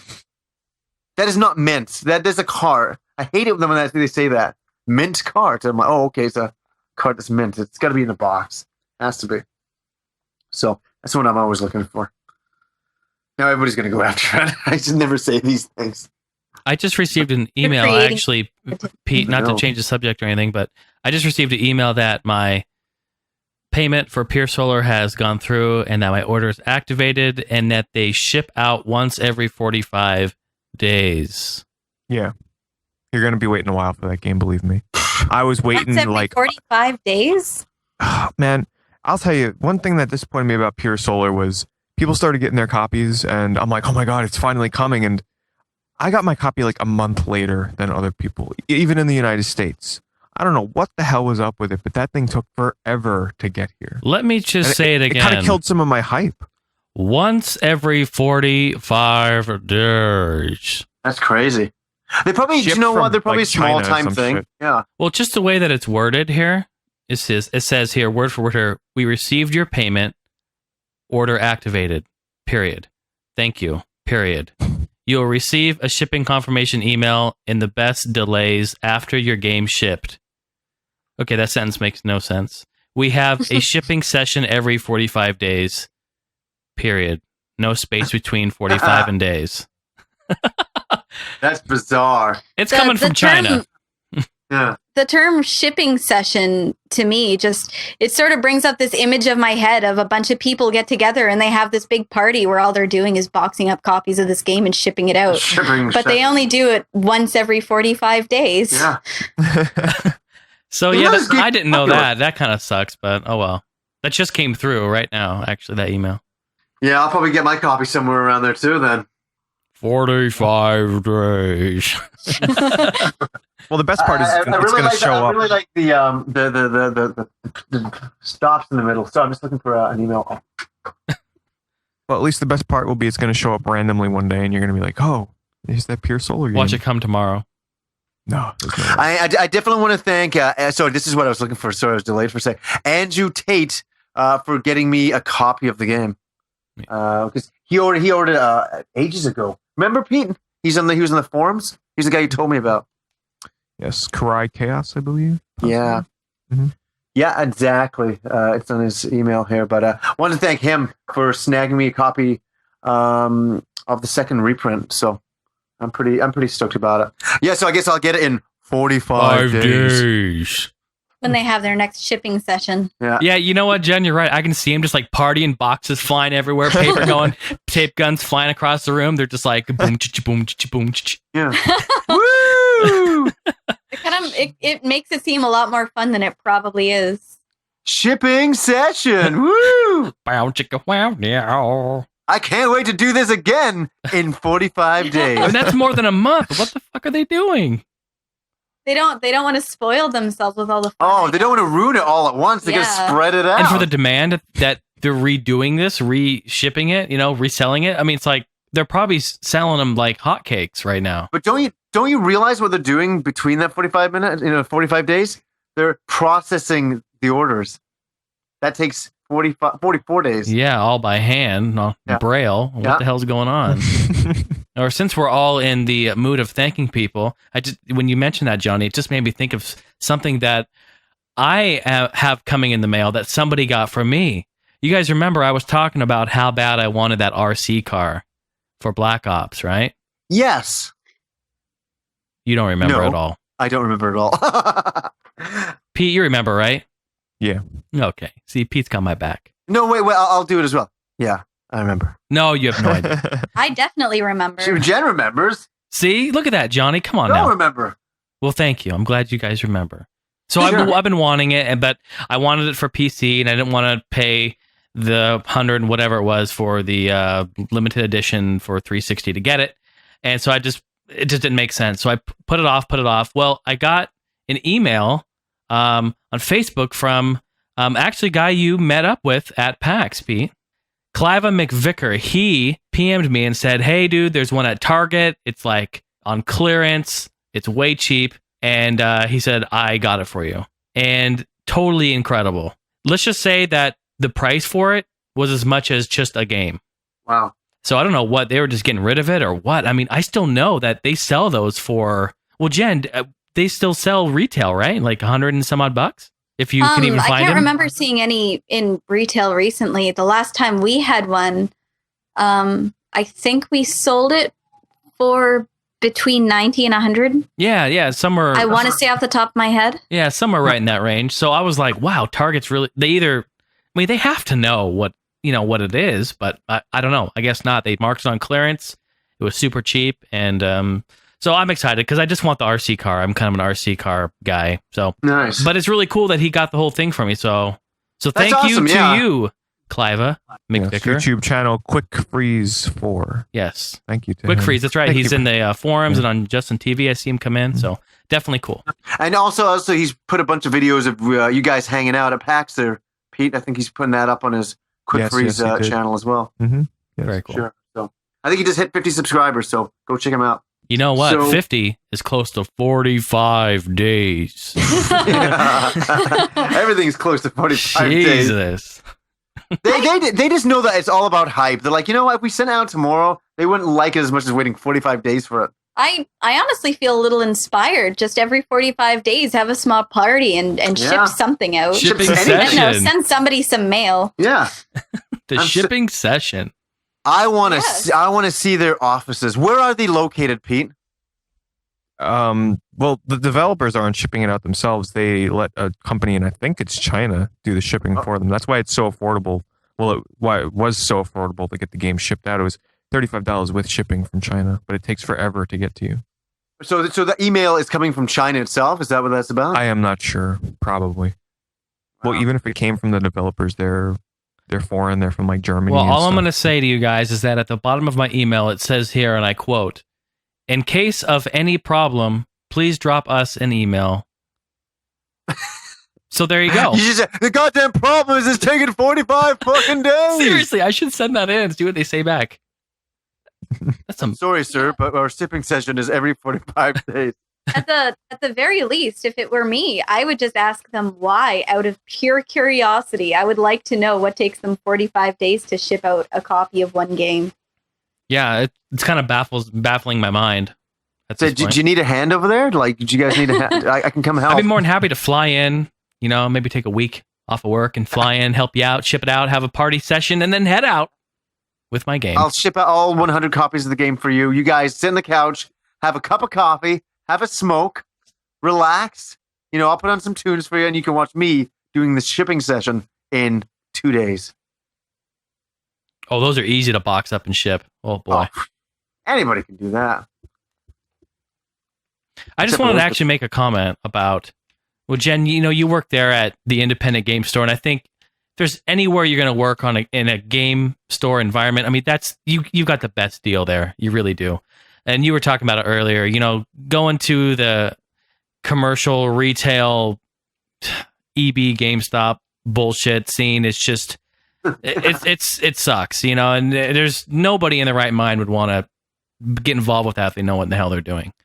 Yeah, and I mean, like anybody with any job, every once in a while I do kind of have my complaints and I kind of grumble and groan and drag my feet about small, stupid things. But in the end, it really is the best job. And I guess while we're thanking people, I'll get sentimental for a moment and thank Brian for giving me the best job ever, because it's utterly perfect, because I get to wander into work at noon and I get to sit there and talk about video games all day with some genuinely awesome people. Yeah. And there's some other people that work there that we have to mention. We have to mention Ray. Oh, Ray. Ray's worked there for a couple of years. Yeah, about 2 years. 2 years, yeah. And then Lewis. Lewis, who is our newest addition. Yes. He's been working there a couple of weeks now. Yeah, he's a cool guy from what I met. And you got to see it. His tattoos that he's getting done. Oh, yeah. Oh my God. I've never seen anything like this. Our newest addition, Lewis, has a full Nintendo sleeve going on in his right arm. And full on. His entire arm. He's right got down Mario his hands. and Booz and Mega Man. And he's got Pikachu and Link. And it's utterly awesome. And he hasn't gotten it colored yet, but it'll be epic. It will. The outline is there. And is he getting game deals? He's getting that tattoo done or something? That's what he said. He says a lot of things. Yeah. Yeah. I'll hold him to that one. He's a funny guy. I'll hold him to that one. Yeah, for sure. So yeah, but that's funny. Yeah. So Lewis is just the newest member for sure. So yeah, you've been there for 5 years now. It's amazing. Yeah, it'll be 5 years this summer. I can't believe it. And actually, it's funny that Jen just actually moved across the street with her boyfriend, and so she just actually could just walk over here in 10 seconds. Yeah, not only are we neighbors now, John, but I actually live a literal 2-minute walk away from the place that I work. So yeah, Game Deals is just down the road from us. Yeah, it's 2 minute, probably about 5 minute walk from stepping out, if that. Oh, it's all downhill. It's easier to get to than that. Totally. Yeah, skateboard down there. It'd be easier. Just tuck and roll. So yeah, it's kind of funny that I always go and just head down there. If I'm going to Subway or something, I'm like, I'll just drop by Game Deals. Like even today, I dropped down there because I wanted to go and check on the P.O. box, and it's just right across the street. I'm like, I'll just stop at Game Deals. Really handy, really centralized location. That's what's awesome about it. Give me my $75, Brian. Oh my God, that scared the living shit out of me. I did not expect that. Somebody found a secret. Totally. That was awesome. But I think that's all we've been playing. Pete, you didn't play anything? Like, you played all this stuff at PAX. You want to wait till the next episode to talk stuff about at PAX and the usual stuff. Like, I played a little bit of Rift, and I played, Pokemon on the train, and what else? I'm trying to think. Yeah, that was it. Your eyes are not bleeding, honestly. Like, have you looked in the mirror? No, they're fine. I think they're hurt. Send me a shipping session 3DS. Wait, did I talk about... Wait, yeah, I talked about Fast Striker on the last show or the one before that. Yes, yeah. And this one. Yeah. Mm-hmm. Yeah. But, I'm thinking about sending Gamester a care package, actually. What do you... I just want to run it by you guys. Like, just a pack of ice for his eyes when he's done picking up his 3DS. Definitely, I think he needs it. He's going to be crying playing the thing. He's going to go, I love it, but it's killing my eyes. Don't forget to send him a box of Kleenex and the world's smallest violin. Exactly. Playing the world's saddest tune. Oh, it's going to be awesome. I'm so excited. What date are we at right now? It's the 15th today. 15th today. We got another week and a half to go, guys, before the 3DS launches. God. That's so soon. It is. What time? Hey, Pete, do you know the time that it launches at Nintendo World? That's what I'm not sure about. I'm going with my friend, and he said it's either going to be midnight or 6 a.m., I think he said. Oh, my God, really? But we're going there on Saturday morning. You're going so you're going to go Saturday morning. We're all in lineup. If there is no line at Saturday morning at around 8 o'clock, we are not going to wait in line. We're going to just go hang out and come back around, 12 maybe. Yeah. And if there's a line, then we're getting in line. Yeah. Wow. What are you going to do with that? Like, I know you've kind of putted with the idea of streaming live from there. If there's Wi-Fi there that is free to use, I'm going to bring my netbook.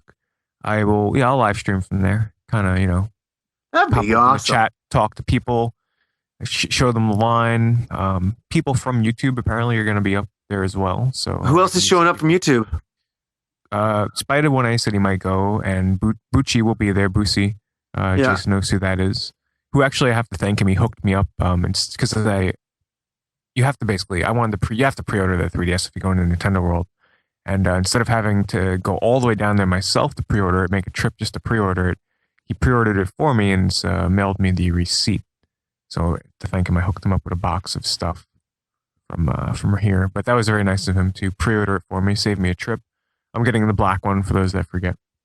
But yeah, I'm just going to bring my DS, bring my PSP, play some games with people online, because that is like the only place you can go to and you're guaranteed to easily get into some multiplayer games of like Mario Kart, and I'm sure people will be playing Pokemon.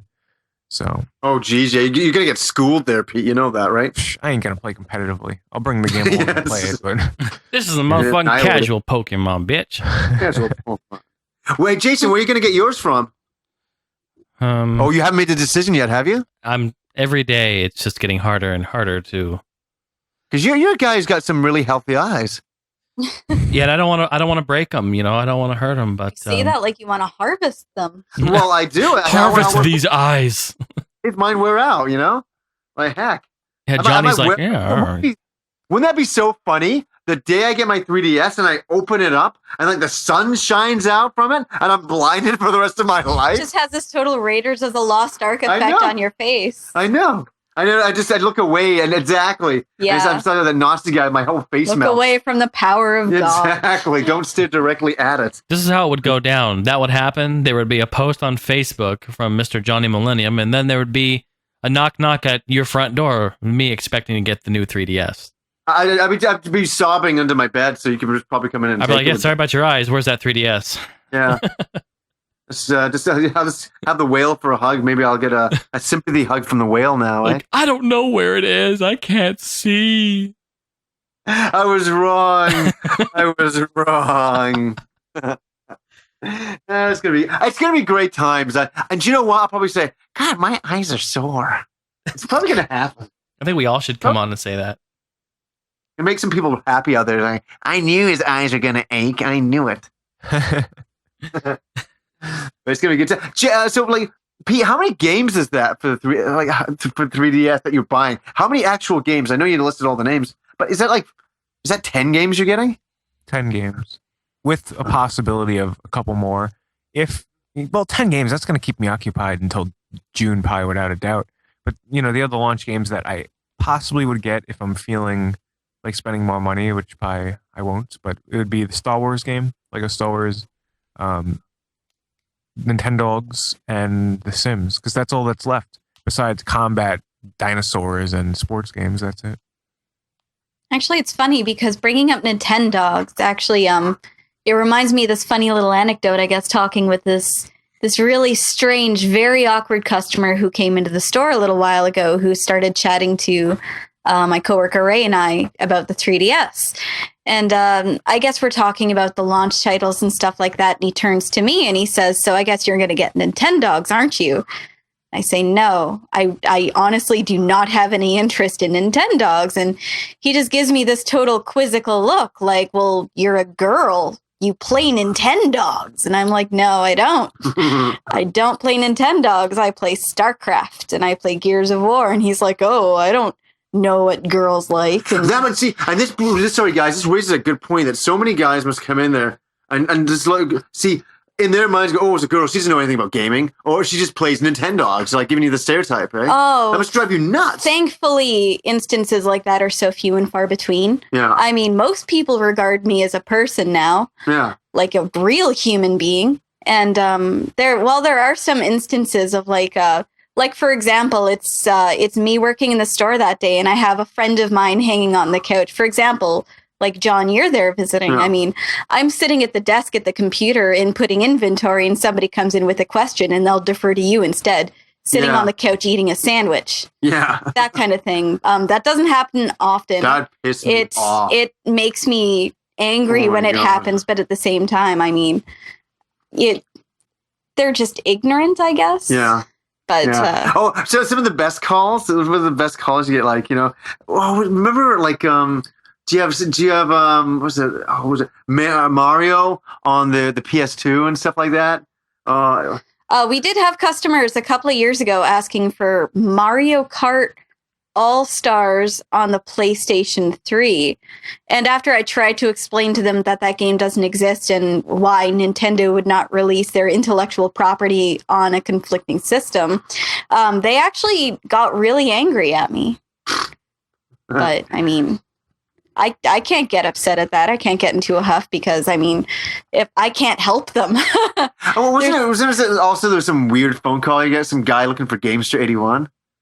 Remember, he's like, yeah, we got one of John Stalkers on the phone a little while ago, calling from California, asking questions about him and what he's like, and telling us all about his own YouTube show. And if we talk to Gamester 81, can we please tell him that he called and that he wants to get in touch with him and for an interview or something. Something like that. It was really strange because it was weird, guys. Yeah. Like we met John at the store and we like him a lot, but we really have no affiliation with him. And so he called our store from California looking for him. It was just utterly strange. I think the guy who phoned had a bit of an issue because I saw the video this guy posted to John, and it was pretty. Oh, like that video. You remember that? It's kind of I think, being nice here. I think he actually had like schizophrenia. So I think he had some issues going on out there. So he kind of was into the gaming YouTube people, and he was like phoning up things and tracking things down and seeing game deals and seeing me and John at game deals and then relating us to that,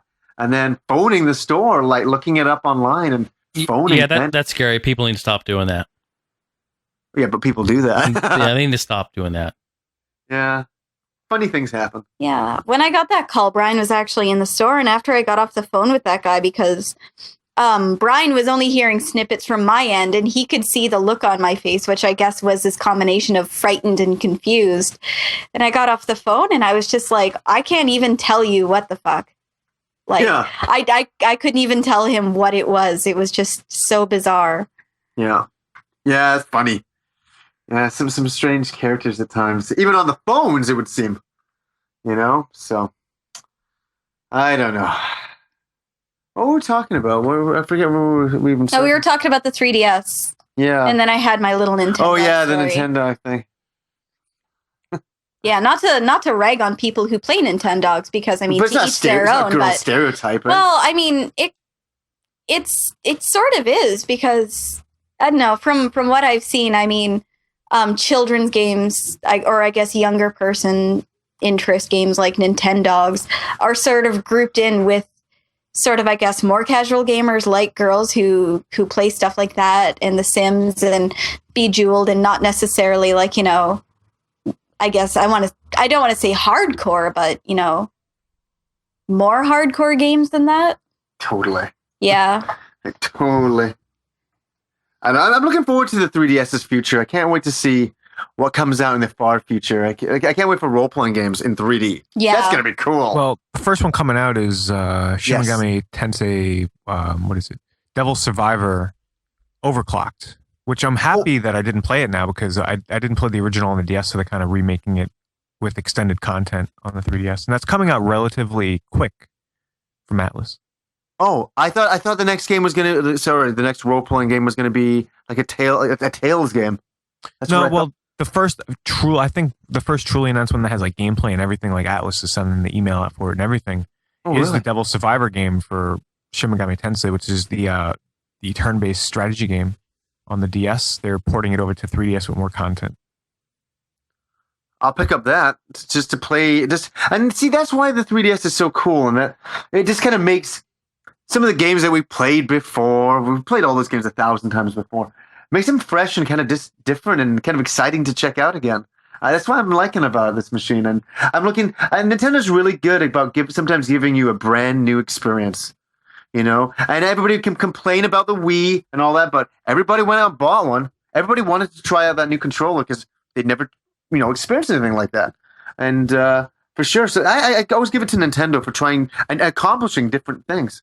Well, that's one cool thing that I actually just recently learned about the release for Ocarina of Time for the 3DS as well, is that it's actually being packaged with the Master Quest, apparently. Is it? That's what I heard. Yeah, it is. I'm not 100% sure on that, but that would be cool because that's definitely one version of Zelda that a whole lot of people did not get exposure to.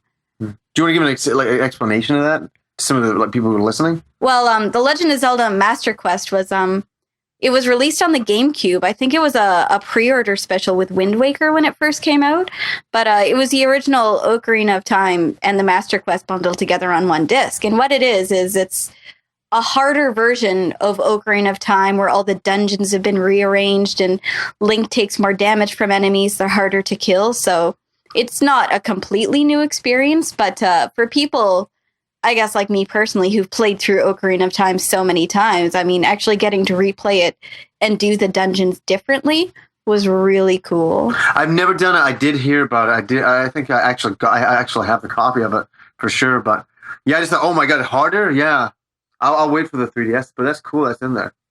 And also they're redoing like Link's look. His polygon look. They're making it a bit more updated, and they're updating a lot of the textures in the background. So. That's a cool thing. And I'm really curious about how it'll look in 3D. I can't wait to play it. Can't wait to try it. Like a lot of people complain about Nintendo, like they're releasing the same things over and over, but the 3D is going to be the cool thing that kind of draws you in. They know that too. They can't, for them to release Ocarina of Time again, they know as well. If the 3D is going to draw you in, it's going to be pretty awesome. Yeah, I mean, Nintendo does catch a lot of flack for releasing, the same game series over and over. Like there's a new system, there's going to be a Mario, and then there's going to be a Zelda, and then there's going to be a Metroid, and so on and so forth. Yeah. But they always sell so well. They really have no reason not to. They're series mainstays, Yeah, it makes you wonder. It's a good point to bring up, like Metroid on that thing. It's going to be really cool to play like a Metroid. Actually, I think Metroid Prime is done now, isn't it? That Prime series trilogy is over. So it's funny where they're going to take Metroid now. Is it going to be Team Ninja again? Is it going to be back to Nintendo? Or like, what are they going to do next? That's good. I wonder if we'll see that kind of stuff. Yeah, we'll see it at E3, right? Or maybe they'll wait for Japan, the TGS. Was it TGS? Pete, what do you think? I think so. They'll wait for TGS to. Honestly, it might be a bit too soon to show a lot of like games coming out. They might just show a trailer. You know how they do? Yeah. They get you hyped about the future. Nintendo does that. They say, "Oh, you go. Well, guys, we've shown everything. Currently, but we just want to show you what the future looks like for 3DS." Reggie's going to say that, but at least E3. But TGS is more Nintendo, so it's kind of. I'm really curious what they show there. I'm hyped. I'm really into this 3DS. I can't wait. Is Brian getting a bunch in, or is the plan? Is that good? We'd like to. I'm not 100% sure on that. Yeah. I think he gets to the games he's getting in. Oh, yeah, the games for sure. But it's all a matter of talking to the distributor and just seeing what we can get. Yeah. I might get my games from you guys. Because they're from the States, aren't they, probably? I'm not sure. Yeah, well, wait, Jason, do you have a DS at all? Any version of the DS? No. I was going to say, because you could take that and trade it in the GameStop, and they give you quite a bit off if you trade in any of the DSs. Yeah, I was actually thinking about getting a DSi XL to have and to. It's awesome, Jason. Yeah, like when when the 3DS comes out and all these DS games start to drop in price, and when people start quote unquote forgetting about the DS, you guys know how this goes. Yeah. And I'm gonna get into it. I'm gonna do the XL, and I'm just gonna clean up with the games on that because I've never gotten one. I just. You know what I mean? We've talked about this before. It's awesome. And especially we've talked about it for getting a system near, I wouldn't say near its end of its life, but at an affordable level, you'll be able to go in and, as you said, clean up. You'll be able to get all these amazing games. Yeah, I'm looking forward to it. DS is an awesome system. I've been blown, and I gotta say, when I remember when it was first announced and first released, that I remember arguing with a guy at work, and when he was picking up the DS, and I was like, well, "Why are you getting a DS?" Because there was nothing announced for it. There was only a couple of launch games that weren't very interesting, So I really at that time didn't see what the future was going to be for that machine. I thought it might die off pretty quick. Man, was I wrong, and I'm glad I was wrong because I reaped the rewards from being wrong, which is great. So it's funny. All right. My God, it's an awkward silence. We're gonna wrap it up then. Yeah, let's wrap it up. Well then. Yeah, okay. I'll Thought you were going for it. wrap this up then. I think that was episode 34 of All Gen Gamers. I definitely want to thank Jen for spending a bit of her time, a bit of her evening with us, sharing some stories about gaming, talking about game deals, and all that great stuff. Thank you, Jen. Yeah, I had a lot of fun. Thanks Thank you, for having Jen. Definitely. We'll definitely have you on again for sure. Okay. You're right across the street. Yeah. I can Rob and Jen over. We can have a big, gigantic podcast party. We can pull that off. You guys are going to have a shipping session over there. Yeah. Yes. It's going to be amazing. I'll bring my tape gun. Heck yes. I'll bring the tunes. Nope. But the great thing is, and we're going to say it to everybody out there, is definitely try to come to PAX Prime in Seattle. Come join us there. And there's going to be a ton load of us there. It's going to be almost one big party. Yeah, if there's anywhere you're going to travel, let's go there. If there's anywhere you're going to travel this year, let's go there, people. We're friendly people, Like as P says, we don't bite. Rough. I don't know. I think John's dogs do or something, but that's to do with him. Brian bites a lot. Okay, that's the thing. But no, I think that's gonna be a big, an awesome party. And guys, keep continuing to ask us questions on the forums. Definitely send in audio questions. And you know what? I always forget the email address. Where do they send those audio questions to, Pete? contact@allgengamers.com. contact@allgengamers.com. I don't know why I always forget it, but I always do. I don't mean to. And keep sending in love talk questions to the forums. We'll get back to that next time when John's around, and he's definitely sending questions for Gaming Peace Theater with Gamester 81 as well. So. And don't forget to check us out on YouTube as well with our All Gen Gamers YouTube page, where we host exclusive content and highlight reels for the upcoming podcast episodes. And I can say, finally, it's been a while coming, but I actually have the computer up and running. I'll actually have my own, another episode up in the next week. And I actually have planned my first little thing that I'm going to do for the All Gen Gamers podcast on YouTube. So it's going to be, the podcast show on YouTube. And I'm just going to make a quick little video. It's something I wanted to do. I was going to do it on my own channel, but I thought, no, I'm going to actually put it on there because it'll be a little bit more fun. So awesome. Looking forward to it. Yeah, it's not. I still haven't got the stuff from Pete yet, so it's nothing to do with that. It's just a little thing that I want to do. So it'll be a little bit of fun for sure. And I'm not naked in it this time. I've got a video planned for myself here, which only where all Gen gamers will understand. Yeah. Wait, what? What? Who? What? Say that again, Pete. I said it's a video that only listeners of All Gen Gamers would understand the point of the review and the significance behind it. It sounds exquisitely exciting. I like it. I cannot wait. Do I have to wait 45 days for it? 45 days. Exactly. So always great to have the rest of our guys on here. Mr. Pete Dorr, Mr. Jason Heine, the EMU Review. And we'll see you all again next week. Same bat time, same bat channel. See you guys. This is where we thank one another. Thank you. Oh, thank you, Pete. Thank you. Thank you, Pete. Thank you so much. No, thank you. Thank you, Jason. Johnny, thank you very much. Thank you, Jen. Oh, and thank you guys very much. No, thank you, Jen. Thanks, Jason, for thanking Jen. Hey, thank you, Jen, for thanking us. And Johnny, thank Pete. Thanks for thanking everybody when I asked you to thank everybody. Thank you for telling me to thank Pete, Jason. That's awesome. And we thank Jason. We thank John, Gamester 81, for not being here. Thanks, John, asshole. Thanks, John. Thanks for nothing. I hope your eyes get better. He's in the hospital right now. I'm telling you.